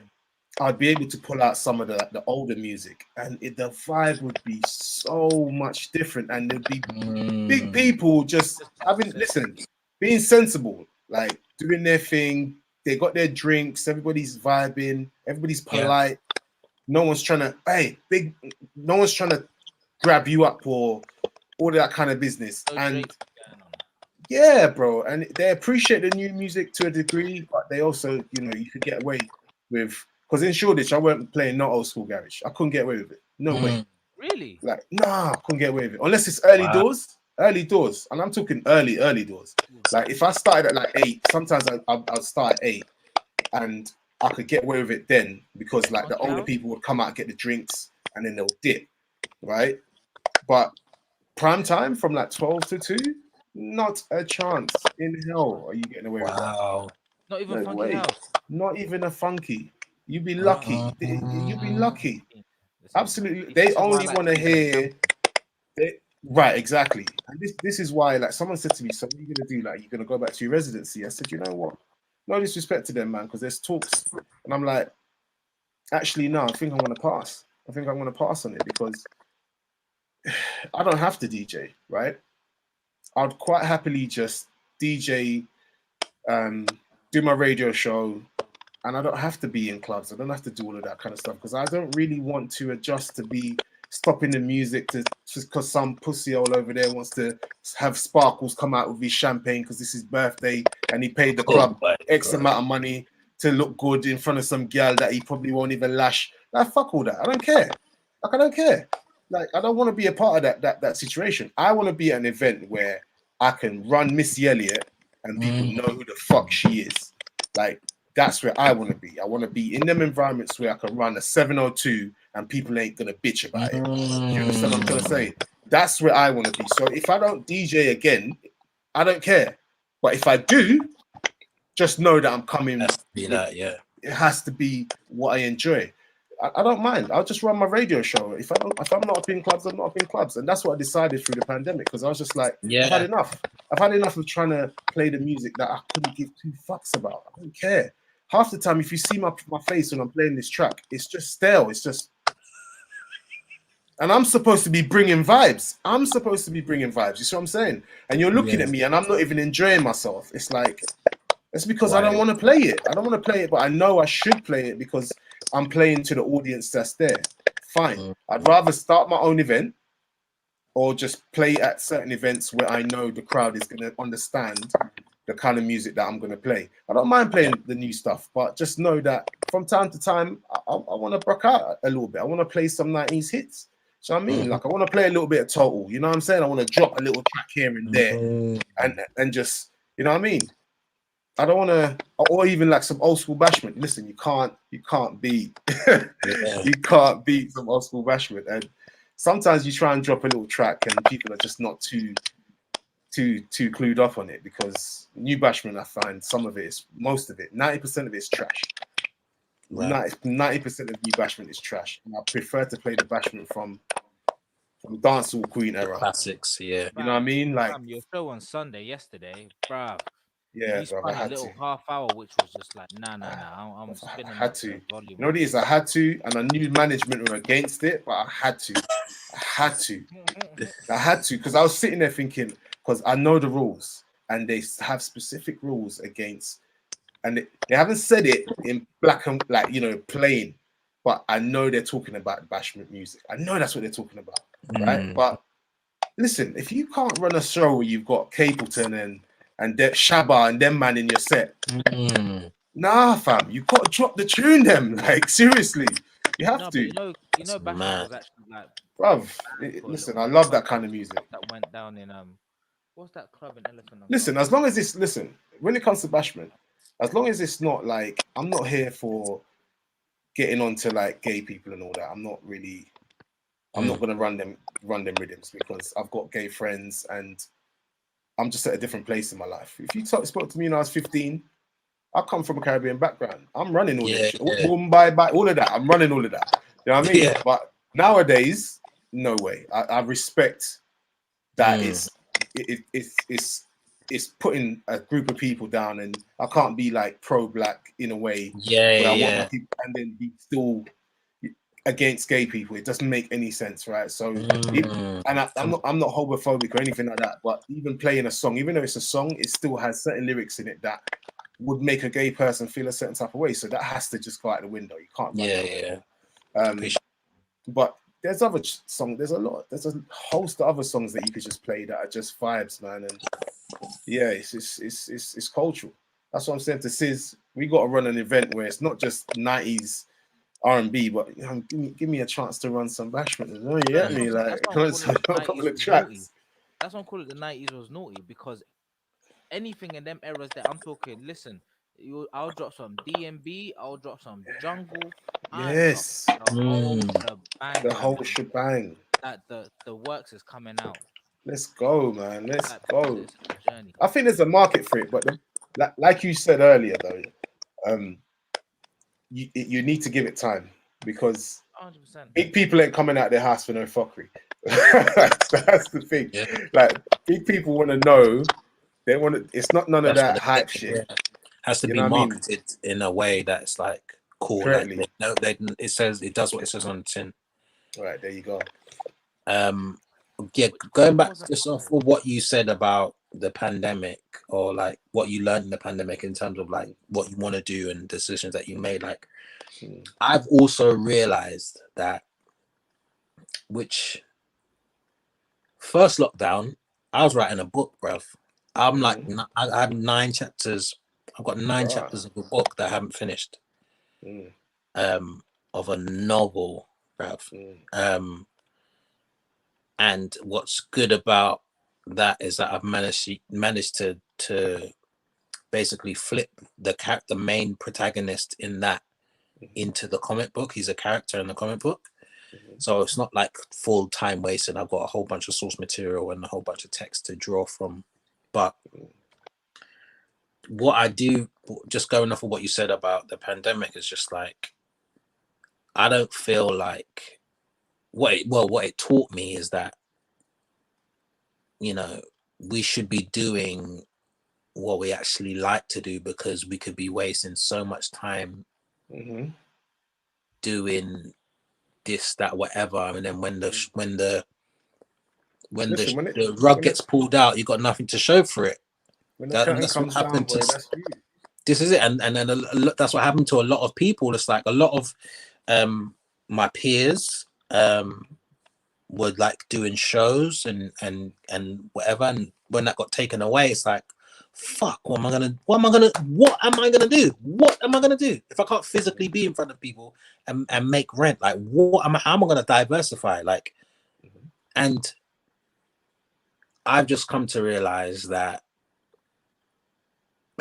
like, obviously I'm grateful that I can do multiple different things and I have graphic design and that saved my ass, and shout out to Universal Credit and everything there. But like, hey, they denied me, you know, pussy hours. They actually what for this last one? Nah, in the lockdown, they denied the me. whole thing. Oh, they denied me. They were like, no. But do you make bare P though? Well, this is the problem, isn't it? This is the problem. This is the problem. That was it. It's like they were like, nah, you lot got too much dough. It's not gonna happen. It's not gonna happen. I was like, but I'm not working. I've got no way of making dough. Yeah, but the fact it's like it's a no from me. I was like, all right then, fuck you then. Like, I was like, cool then. Yeah, it's random though. Like, it's so random because some people are working the same job, and one's getting help and one ain't getting help. Like, it's just like, I don't know how they make that. It's the whole system's fucked, bro.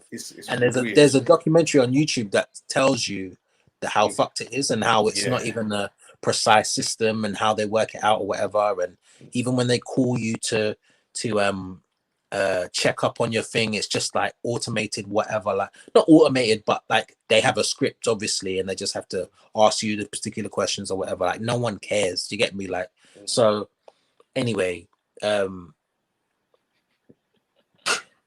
was I saying? So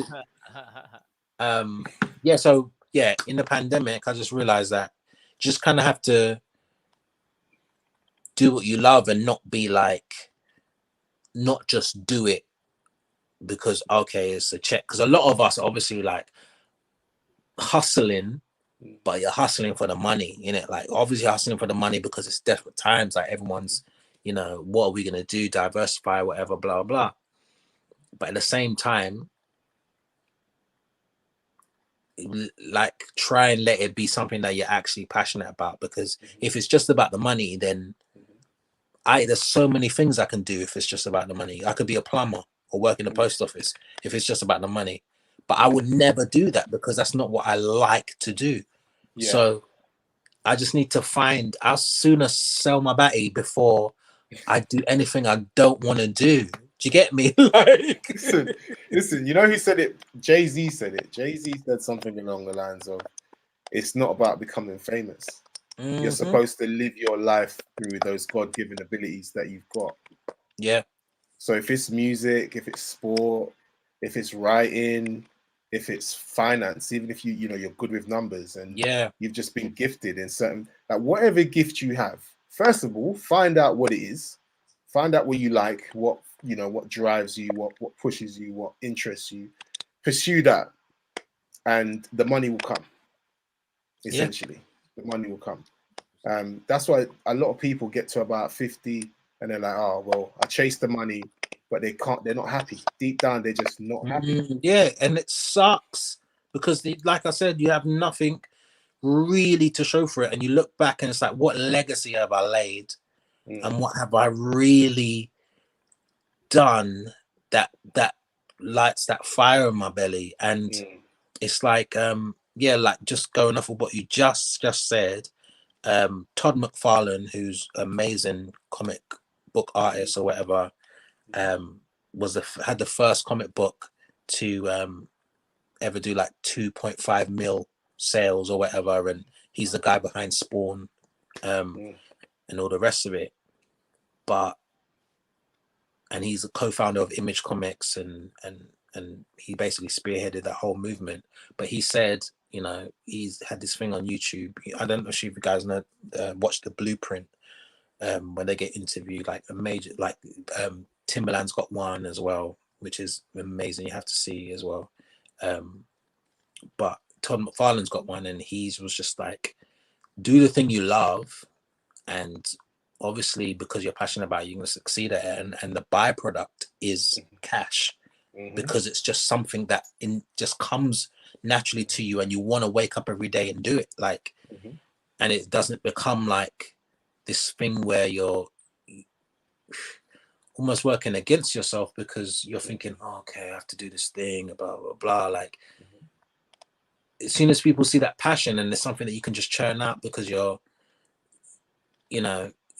fully emotionally invested in it, and your talent just shines through, like, the money's naturally going to come. Like, it's just naturally going to come, because that's why when I was talking about Sincerely Wilson earlier, he's not doing nothing on TikTok that he wouldn't do on any other platform.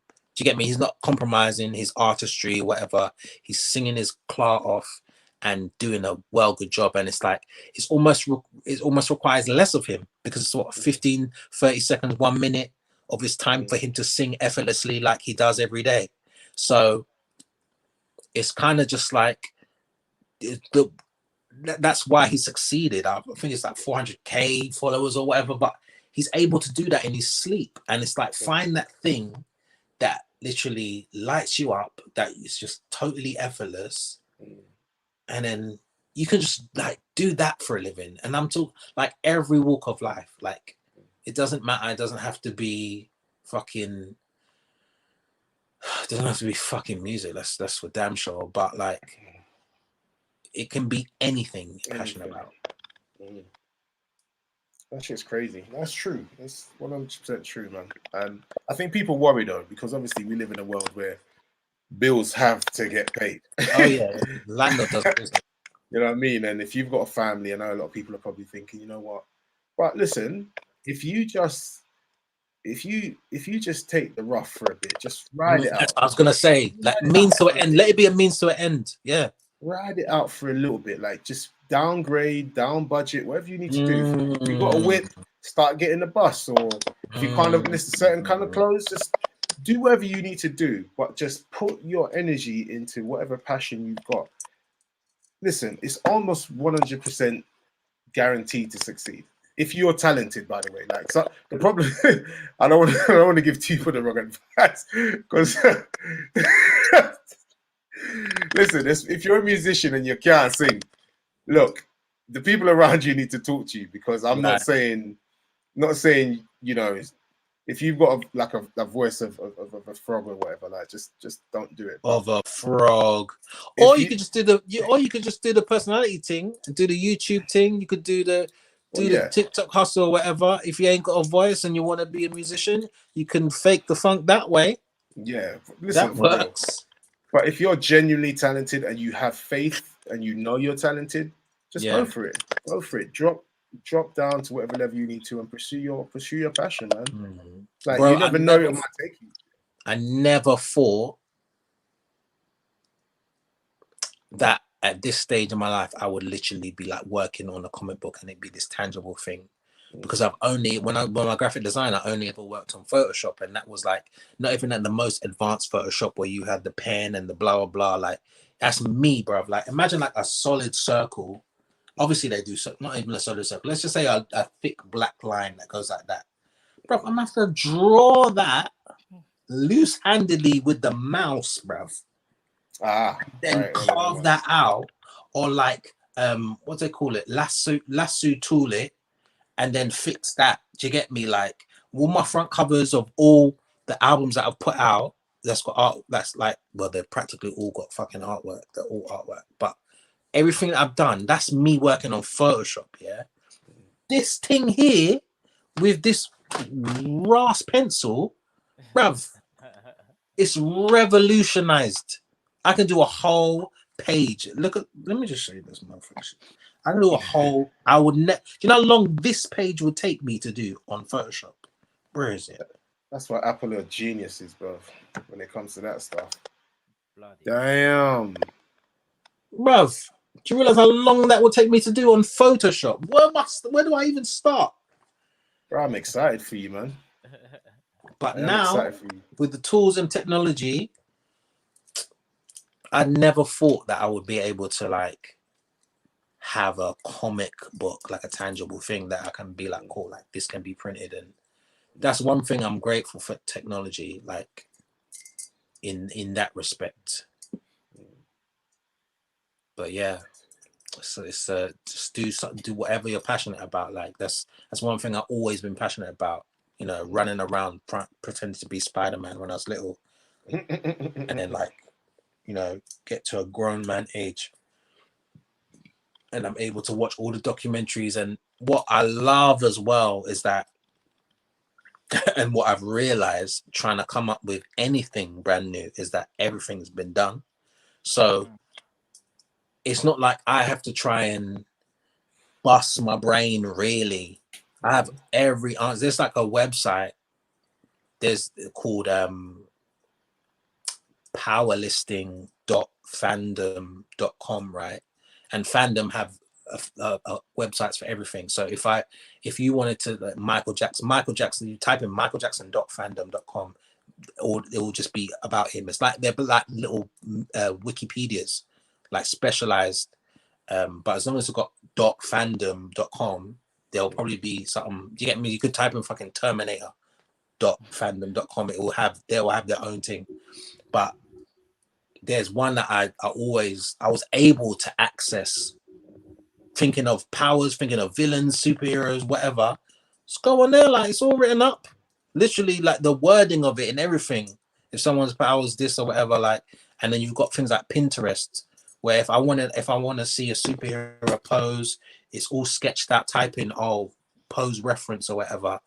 Okay, cool. I wanted to stand like that. Just look for that. That's the reference. I can just call like. It's like technology has gotten to the point where nothing's new. So just use all the tools. Like obviously, as much as I hate that music has become like, to be a musician means / influencer. It's like we have to use the tools there. That's that.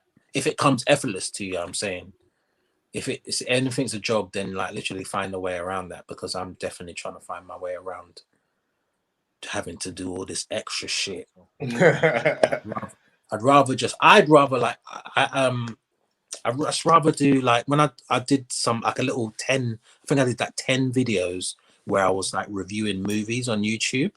I was having an absolute blast. The only problem was that for the time that I was investing in it, and because my editing was sick, and I had all like the opening intro and swirly shit and words coming up and all this type of shit.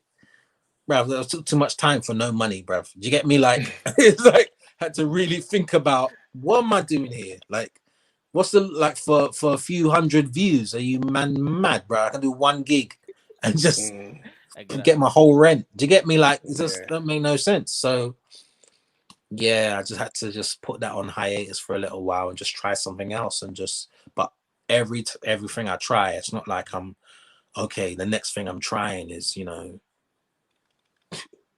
accounting. Do you get me? Like, it's not like it's shit I love to do. So yeah, things you're interested in. Yeah, so that's what I would just encourage. Like, just do something that you care about. Some people don't know what they care about as well, which is the hard thing. Some people don't know what they like or like that they're actually good at. Right. So this goes back to what I was saying earlier about people. Actually, most people are living a lie. Why? Because they're not honest with themselves. People are not honest. Some people are not honest about. I had a brethren that I worked with. Yeah, call him a brethren, more of an acquaintance. He has always said from the jump, he likes big girls. He likes the fluffy things. He's all about that, right? He's all about that, right? And listen. He likes those kind of women, right? Like a larger woman with a more natural looking body. None of this Instagram Photoshop business. And from day he said he was about that. He ended up actually getting with this girl, and she's some crazy ass like Instagram model now with almost like 500,000 followers or something, right? But he, from day when people were like getting onto him about it, he always stuck to his guns. He's like, this is who I am. This is what I like, right? And I think they're even engaged now. It's just mad. It's actually mad. But most people won't admit the kind of women they're into, the kind of music they're into, the kind of, you know, maybe they might be intelligent, but they're hanging around some people that are not so intelligent, but they don't want to bring it out because it's like they're scared to go off. You know, when you come from the hood, let's say for instance you come from the hood, right? You're from the ends and you're a smart guy. You don't want to let everybody know that you're the smart guy. So you're more likely to then lean towards those other people who are doing the madness because you don't want to step out on your own. And we've got a lot of those people, like, unfortunately, because they just mesh together.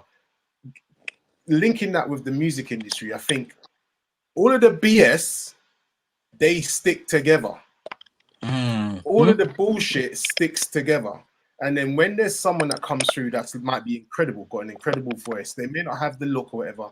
They're like, nah, we don't want you in our bullshit. And that's the problem. Like I feel like genuinely that's what it is. Like no one wants to just be that person that's going out there on his own. Do you understand what I'm trying to say? And just saying, I like this, or I'm gonna be doing this, because it might not be the in thing or whatever. So like nowadays everybody's jumping on drill. You're getting people that are not even drill artists getting on drill because it's the new thing. Instead of just do you. If you're a singer and that's your lane, sing your heart out, bro. Don't worry about the next person. Just do what resonates with you. Do you understand what I'm trying to say? But yeah, I had a drill song. Did you? No way. No, you're lying. I had a drill song, bro. You stepped on it. The verse, rise, and chorus. Let me see if I can find it. Yes, please drop that snippet, car. Let me hear that. Do you know what you said? Actually, that was just so good. You said the bullshit sticks together, but the goodness sticks together as well. As well. The example is Anderson .Paak and Bruno Mars. Yeah.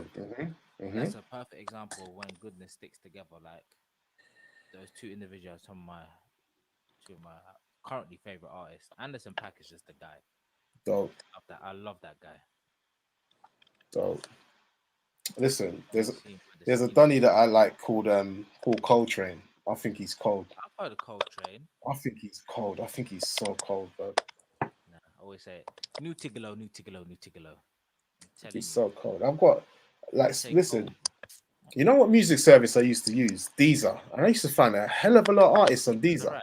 Deezer's alright. Is it? Yeah, I used to use Deezer. Like what? Yeah. I'm talking back in like 2013, and I came across so many new artists on Deezer. But then I switched to Spotify and I haven't looked back. But to be honest, SoundCloud is still a hell of a place to discover artists. It is indeed. It is indeed. So you ready for my drill? Yeah. Let's go. Let's go. Okay. Hopefully it sounds all right coming through the speakers. Sure, be fine.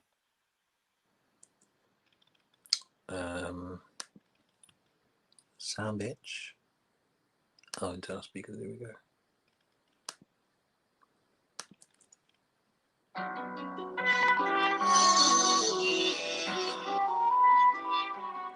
You hear that?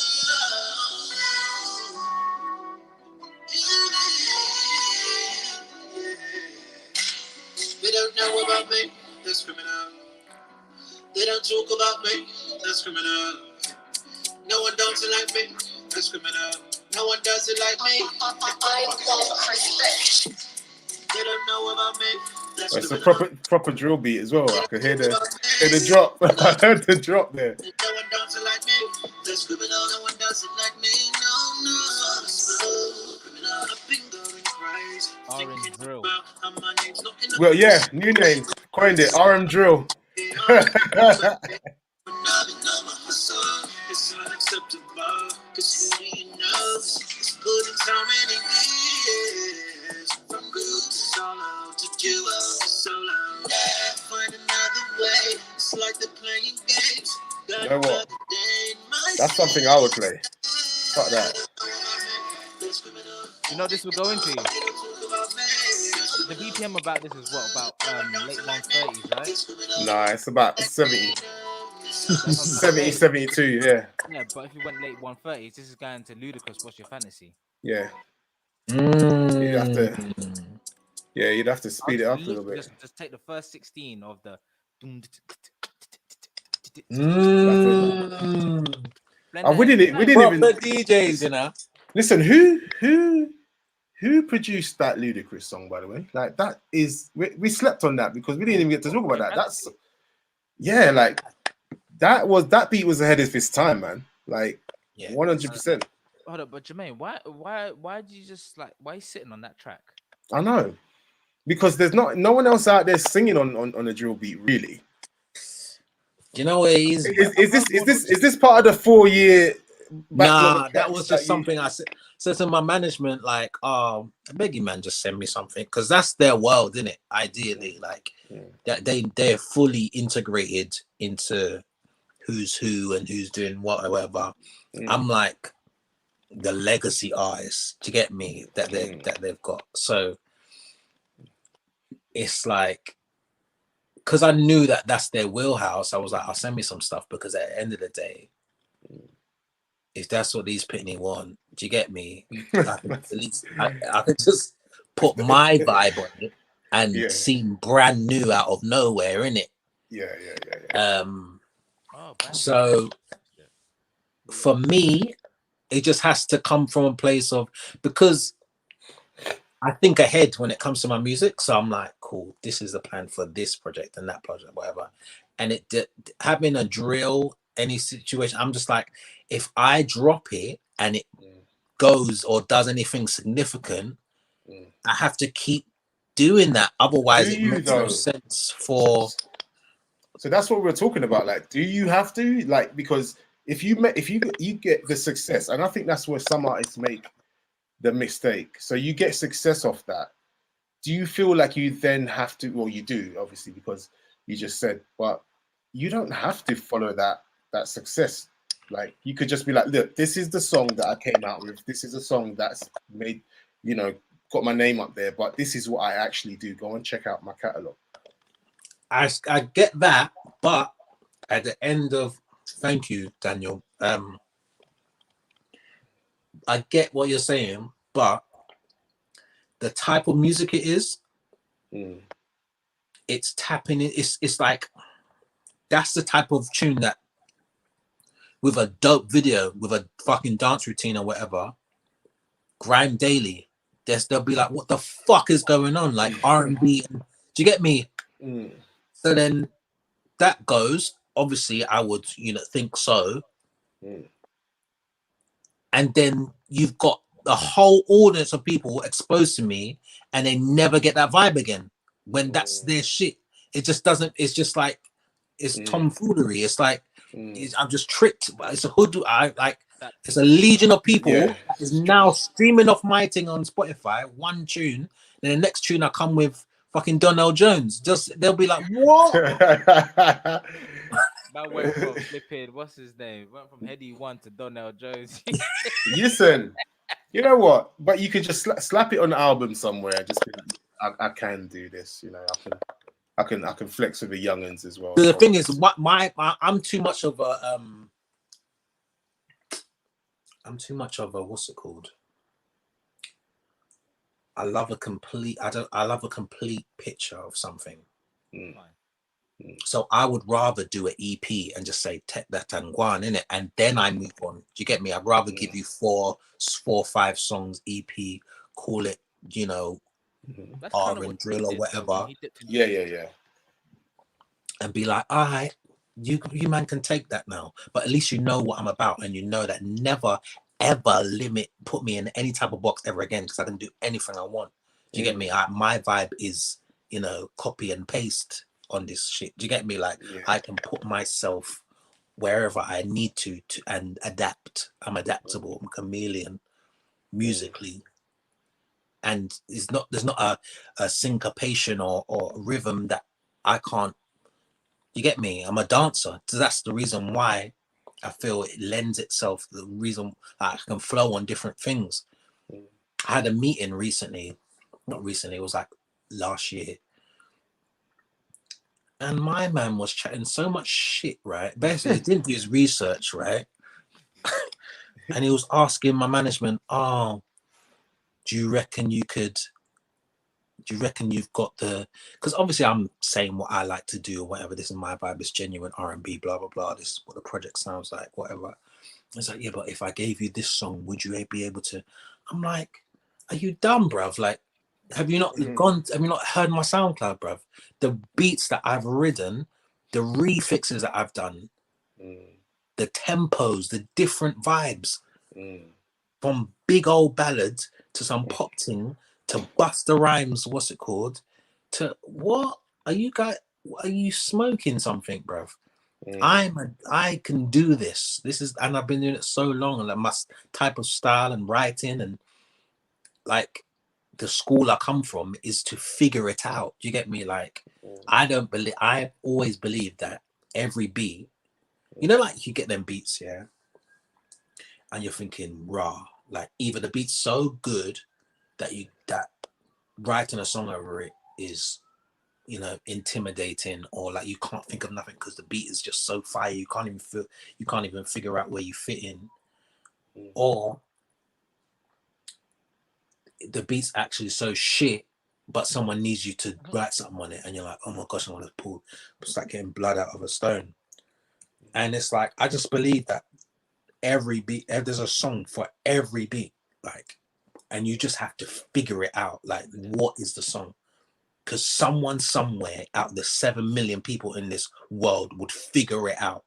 But it's like math. There's only 12 notes that exist in the world. So what are we gonna do to put? How are we gonna? What goes on this? Do you get me? And that's just how I've been. That's how I've been writing. So there's not a beat, a vibe that I've got a tune that's. If I ever find this tune, that's just hi-hats. And I wrote a Hey, whole listen, you know what? As you just said that about beats, right? Let's going back to Timberland. Do you not remember Indian Flute? Game yeah. changer. But the thing is, that whole era, all he was doing was Indian Flute, yeah. That's it. That song. I could name you about 3 songs from that era, which he did with just Indian vibes. Do you remember a song, "Get Busy" with Redman? Yeah, I think so. Yeah. The beginning was an Indian guitar, down down down down down down down down down down down down, and then had the Indian flute as well. Next thing he comes out with Indian flute itself. Indian Flute. Oh my gosh. Jeez, the guy is a genius. And then Get Your Freak On, the backing things, he's using Indian drums to it. Stop it. Like, stop it. He's too much. Yeah. Listen, I'm telling you, I was such a Timberland obsessive. I would download flipping 6 full CDs of just Timberland instrumentals and just listen to them casually. Come on, by himself. I don't need no lyrics. Don't need no lyrics. I mean, you have Gigawatt. Oh no, you didn't. Just like, ooh, brother. Honestly, I could just listen to Timberland beats just by itself all day. I don't. Yeah. Boom, boom, Gigawatt. Yeah. Boop, boop, boop. No, it's mad. It's mad. Like that Jigga my You know what nigga as my well. favorite Timberland beats is?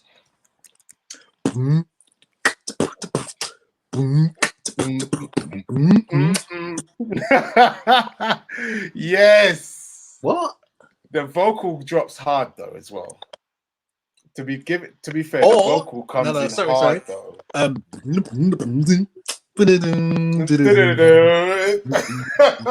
Destiny's Child. Oh my God! Right now, bro. Oh mate, look at my look at my arm. Gives me goosebumps, bro. That's just crazy. Wild. What's it called? Missy Elliott's "Beat Me 911" is actually my favorite Missy track. People's like, why that track? I'm like, listen to the production. Listen to when 702 or 2? I can't even remember. When they just start singing, it's Get on the bus is Get on the bus is a problem. Thingy fucking, what's it called? What you do, you did to me, and then go. So is it? You know what? No. I'm telling you, this should be again, if I hesitate to let you in. Nah. Yes. You know what? I'll tell you what, yeah.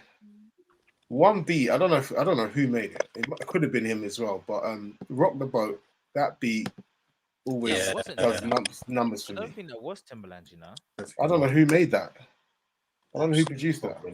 but it just it's just the way they did it. The beginning is too much. Yeah. The drums. Oh.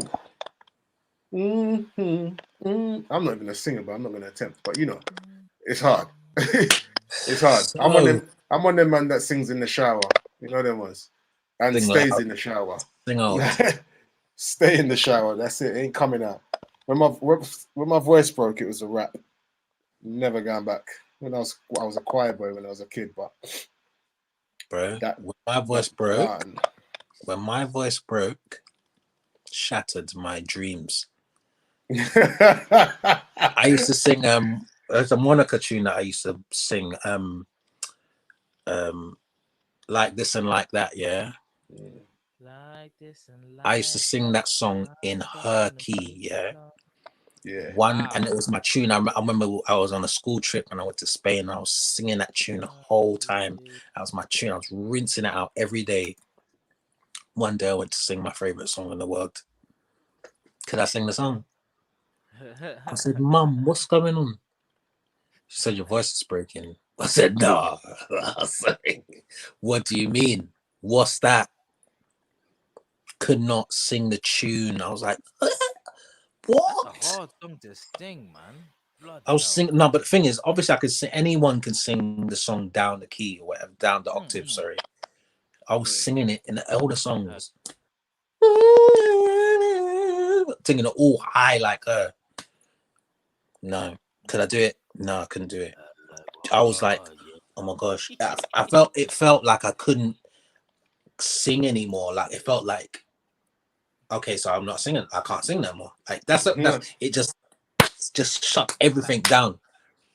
Oh my gosh, I'll never forget. Real quick. Yo, guys, we are approaching 4 hours. I have to call it a wrap soon because oh yeah, no, I mean let's wrap it up. I mean, guys, you know, follow me. I mean, don't necessarily need to because I haven't been posting nothing, but sometimes I post stuff on my stories. If you feel like a bit of insight. But yeah, follow at Trust Extra Man for my comic book that I'm working on currently. I will have music out in the 4th quarter of this year. Fingers crossed. I just need 2 more months of universal credit, and I'm joking. I just need your support. That's basically what I need. Hopefully, we will be launching a Kickstarter so you guys can support the comic book from that end. You know, diversifying, trying to get like a Patreon or something like that so you guys can see the inner workings of the process. Yeah, it's comic book life until like I come up with some music, but I am motivated to dive back into music, and when I do, it's going to be dope. And I don't know, who knows, you might get a drill ting as a little experimental side project. You don't know. Sprinkle that in. Man.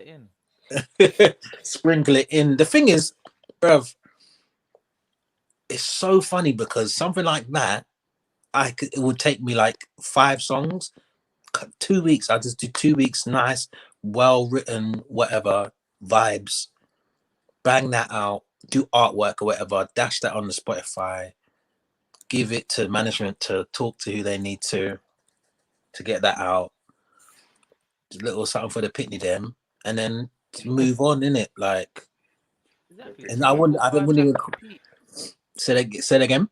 For the 5-track EP, that's it. Nothing big. for the Easy, light work.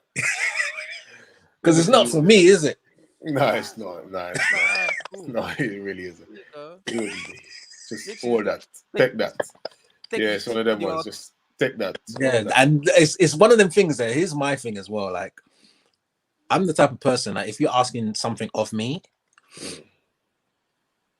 if there's no deposit, of cash, then I don't know when that's gonna happen. That like with in regards to my. Oh no! No. What happened? It's just like after a while, if I'm being, what happened is looking us off. Oh no, we lost you for a second. Yeah, you dipped. You quick. No, what I was gonna say is that when I'm being badgered, like when someone's on me to, oh, have you sent the blah blah? Sometimes I'm just like, oh, bruv, just all right, cool. And it's that energy when it comes to drill EP. It'll be like, bruv, all right, cool. Never talk to me about diversifying, doing nothing else on any vibe ever again. Take these 5 songs, shut the fuck up. Yeah, that's basically what the drill project would be. Listen, you can't talk to me about drill, like, you know, because people think obviously it's revolutionary. Like, on my days, you just jump on a different vibe, just do some drill. Okay, if I do it and it's done, then you can't say shit to me once it's done. Do you get me? Let's out now. What? Oh, but you didn't do enough videos. Oh, do you know what? It's fucking never ending story. This music industry shit. The next you have to jump on Amapiano, innit? Oh, what's this? listen, You know what? You know what? Yeah. Yo, remember when Funky came out, right? And everybody was trying to be a funky person, and every producer started making funky beats, like funky house. This is what the Amapiano thing is about now. It's like another thing that the UK's picked up from somewhere else. That's solely coming out of SA. Yeah, it's coming out of South Africa. The sound is the South African sound. One of the guys that made it hugely popular is a DJ called Black Coffee. He's got both arms, but one of them's disabled, so he can't use it properly. So he's got, to his credit, to still be able to DJ with one arm is wow. Black Coffee has kind of like a Semtex vibe, but Black Coffee did bring that vibe early doors. That's what made people start listening to it. And then if you look at, like, because Black Coffee would play sometimes like beats from like a 120 upwards, but then that Amapiano thing is like a 112. Amapiano, how do you spell that? Listen, I don't even know. Amapiano. It's a style of music. Yeah. It's like a housey. Tribal. It's an African style of house, like African house. Okay. South African vibes though. Search Levels the Tribe, complete Amapiano list. Levels the Tribe on Spotify. Yeah. Levels of a 3, like how it's spelled here. Yeah, but like Kof is always into the house thing, man. So he's gonna be deep into it. He's gonna know. I'm not gonna lie. I've stayed away from it because it's not my thing. But I can see what people like about it. It's catchy, and I like. I would need to be high. I'm not gonna lie. If I'm high and I'm listening to that stuff, yeah. No, sir. Not one. No, I'll send it to you. I'll send it to you in a sec. Anyways, Amapiano. Okay, Amapiano, all one word. Yeah. What's a banging tune? Banging tune. Currently, I think even BBC One Extra played it the other night. What was it called? Getting late. Getting late. Get what? Tyler. Type in Tyler. Getting late. Even BBC One Extra is pushing that. That's where it's reached. Yeah, they're bound to jump on that shit soon, aren't they? Yeah. Getting late. No, sorry, it's not really working out. Getting late. Okay. Oh, well, that's a playlist, yeah. What, getting late? Oh no, I got it. Definitely advise using that.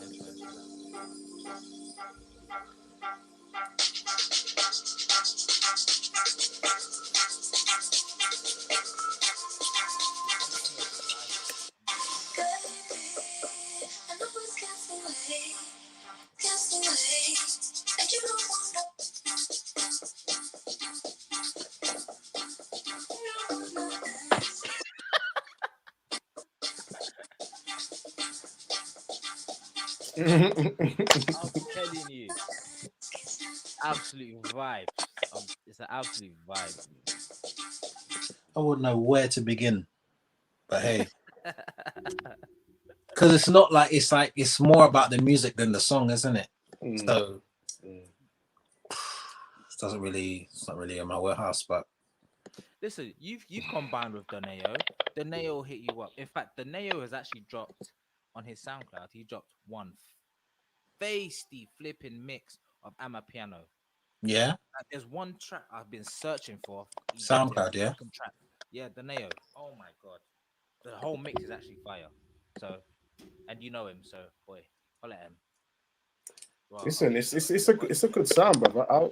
I'm about to rave to it, but if it comes on, nah, for me, it's one of them ones. It's one of them ones. but that's it. Just blaring in the house, just if I'm doing stuff around the house as well, or in the car. At Not least that it's, Sis. at I know least- Sis going to be playing it when he goes out. Sis plays out. That's the first thing he's going to be dropping. That I'm a piano stuff. Listen, He knows. I do you know what? I got one.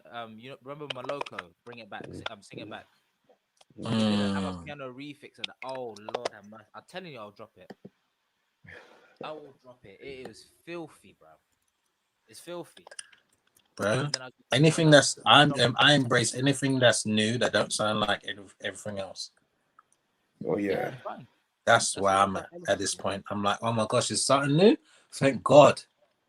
Yeah. Because everything on radio these days sounds the same. My stepdaughter says it's like, Kofi, why does this sound like the other song that we just listened to? I'm like, because it's the same time. Listen, let me tell you something right now. Yeah, children ain't got time to fabricate false like fairy tales and fallacies. They are about the God's honest truth in the moment. Why does this breast stink? Bruv, they don't care. Yeah. They got nothing to lose. Yeah. There's no consequence. And if that's what people are saying, that's if an innocent child is saying, why does this song sound like the last song that was on? Yeah, well, there we have it. Is that on drill? What? Is that drill? Talking about drill. Hey, anytime I switch on Capital Extra, BBC One Extra, we're in the car, and it's literally probably say 2 or 3 new songs back to back, apart from a Wes Nelson track, because Wes Nelson's distinctive. She's like, why does this all sound the same? She literally says, why does this all sound the same? Scary, man. Because adults are losing the plot. That's why. Adults, I classify myself as an adult. These youths are still youths. Listen, there's big man that's our age that's doing up this stuff as well. So, you know what? You're right. The term adult has. I think you have to qualify. There's certain things you have to qualify for to call yourself an adult. We're gonna have to start doing that, innit? You're gonna have to start check. You're gonna have to start doing a checklist to say, oh, okay, you qualify as adult. I can have a certain level of conversation with you. Apart from that, I'm seeing grown men do some fuckery. And I'm just like, what's going on in this world, bro? Like, it's bad, but this is the world we live in, man. We just have to keep it moving, man. 100%. Yo, as we wrap this up, Jermaine, quick 5 questions for you. All right. Just pick one of them. Just pick one. And I'm going to give you a 5-second countdown. Yes, it's pressure. Yeah? All right, cool. Michael Jackson or Prince? Michael Jackson. Usher or Brandy? Usher. Timbaland or Pharrell? Timbaland. Just Blaze or Heatmakers? Just Blaze. Nike or Adidas? Nike. Yeah, my guy. Okay, this is officially over. It's only Adidas out here. Yeah. Adidas out here. Out of here. Fuck out of here, man. I'm playing. Fuck out of here, man. That Adidas B shit, man. Fuck that shit. Shut up. Like Tracy McGrady BS. Fuck that. Shut up, man. Shut up. Fuck that guy. And last one. This is just a personal question. Who's your favorite UK male singer to have come out, or who's out? Who's just out here present? Whichever. Past or I'm fully into Kaleem Taylor right now. He's just started a new thing called Vague Detail, and they've got a tune called Gone. Rinse out every day since it dropped. Yeah, that's the only person that really springs to mind, male, right now. Obviously, I've got a lot of peers who are killing it out here. You know, I could mention a whole bunch of them, but you know, Ricardo, you know, Nathan, Angel, Mark Asari, Mike Lowry. Came to a Lowry. Levels event, you know. That's the first time I ever met Mark. He randomly came to a Levels event. In Yeah. fact, mate, that's the first one you DJ that. Mark's a great singer. Great singer. Yeah, Mark's amazing. Mark's practically an OG out here to get me. So yeah, there's a banger, man. My obviously my brain's frazzled, but after 4 hours of convo, I'm not surprised. but yeah, like we're the UK Breakfast Club, man. Don't worry about that. Kaleem Taylor is that guy for me right now. Surface EP. She what's the next one? She knows something. I don't know what the next one's called, but fire as well. So yeah, fire for them bomber clut. If you don't know about Kaleem, definitely jump on.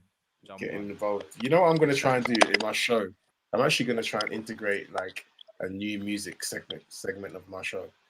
Yeah, we need to keep bringing them. I'm working on my show because I want to move the time of my show as well. I want to move from Sundays to like a Friday night. Get that. Good though. I think where people are just home and just. You know what? And that's where the base is. I get so many messages like, "Oh, you're getting me through my housework. You're doing." I'm like, I know, but there's so much music I want to play that's just not appropriate to Sunday. You know, and like especially like certain slow jams and stuff. Like if I've got a later show, it just makes sense. If I'm on at like 12 a.m. and I'm busting down some slow jams or like music along that sort of like genre, where it's more vocal rather than beats based. Because I know my Sunday show is more beats based. If you listen to it, I would like to. Maybe I'll just do two. I would like to do that sort of like a vocal show where I can actually allow that side of my personality to come out because I'm into like some vocal shit. Do you know what I mean? So it would be great if we actually had that on the show as well. But I'm working on it. There's a lot of different ideas that are coming through, and the station are quite supportive. So hopefully, and when people do send music, bro, you got to let them know that we need some. Because I'm playing tune Sunday afternoon, and when we play Essence's song, even though it hit and I got messages about it, they were swearing in it, and obviously it doesn't go down well for people for like when you're on a community radio station. Anyway, that was wicked because I don't know if that's definitely a UK premiere. It was definitely a UK premiere of that song. I'm trying to get NDN songs on as well, but I've realized that hers is straight. Every chorus is straight. She says "fuck boy" in the chorus. And I'm like, that's people's new favorite word. I still don't understand the word. And I love the song, and I want to play it, but I can't play a song that says "fuck boy" every chorus. It's just gonna hurt me. Like they find me if I play any music with swearing in. I'm like, I ain't paying no fines. You know what I mean? I ain't paying no fines. I want to play your music, but I ain't paying no fines. It's that crazy. £500. It's not worth it, man. But yeah, I'm trying to get like a new music section in the show, man. So everybody can just come through and I can start busting people properly, like a good section of the show because it's 2 hours. You know, like you got a whole 2 hours, and it'll be just silly for us to have a platform like Levels and not have a whole section where we could run, like new music and shit. Do you know what I mean? Like we were saying before, that's I forgot the person's name already. That's so bad of me. Who? Chaotic 3, yeah. That's what we're trying to do here. Trying to just create that platform. Anyways, guys, listen. As I said, I got hospital life in the morning. Yeah. Jermaine is back. Wonderful. I ain't gonna lie, I did not anticipate 4 hours. G, this is facts. When we get in studio, I need to holler at them brothers for that AU vodka car. Yeah, so we can liven it up. It's not even liven it up. Just listen. We were wasted and we were talking like this. Just bring the rare nephew shots and let's go from there, fam. Bruv, we're passing out at half an hour. G, at rare nephew. Ray nephew is the devil's drink, bro. This white guy at work said someone busted him on it, and I said to him, "Listen, be careful," because he's like, "I'm gonna drink this." Like I said, "Let me say something. Kill you, bro. Sit down, sit down and relax with that one, because he thinks because he's English, he's gonna get away with it." I said, "Don't get it twisted. This is nothing that you've tasted before, my friend." I'm a lightweight. I'm a lightweight. Literally, like one of them, I feel it behind my eyes, and then you guys just won't see you guys. There'll be no. I'll be that won't be that won't be good for my career, because I'll be saying a madness. I'll burn so many bridges. It tempted me to say, "All right, let's get into a studio. Let's just, Ray Nephew sponsored the show." Ray Nephew, listen, I will holler them. They need to sponsor the damn show. I will holler them, because I've spent hella dough. We used to go to places, as a group of friends, and drink out the whole Ray Nephew in the bar. We would be in there that long, drink out the whole Ray Nephew. Like they would have to empty the bottle. Prayer. No, me can't do it. Me can't do it. Bro, that stuff is guys, live. Guys, peace and love. Till next week. I think we got RFN. Actually, we got RFN next week, who's another musician. Sick. We'll be talking more on the rap scene of things. So, Jermaine, it's been beautiful, bro. Thank you. Yes, Jermaine, man. It's been entertaining, man. Thanks for coming through, guys. Thank you for having me, man. It's been a pleasure. Again, sick. When Listen, music's coming out and the comics coming out, please, we'll be in touch. Yep. We'll get you back. Yeah.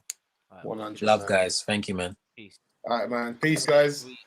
Guys, everybody, as we always say, Learn life.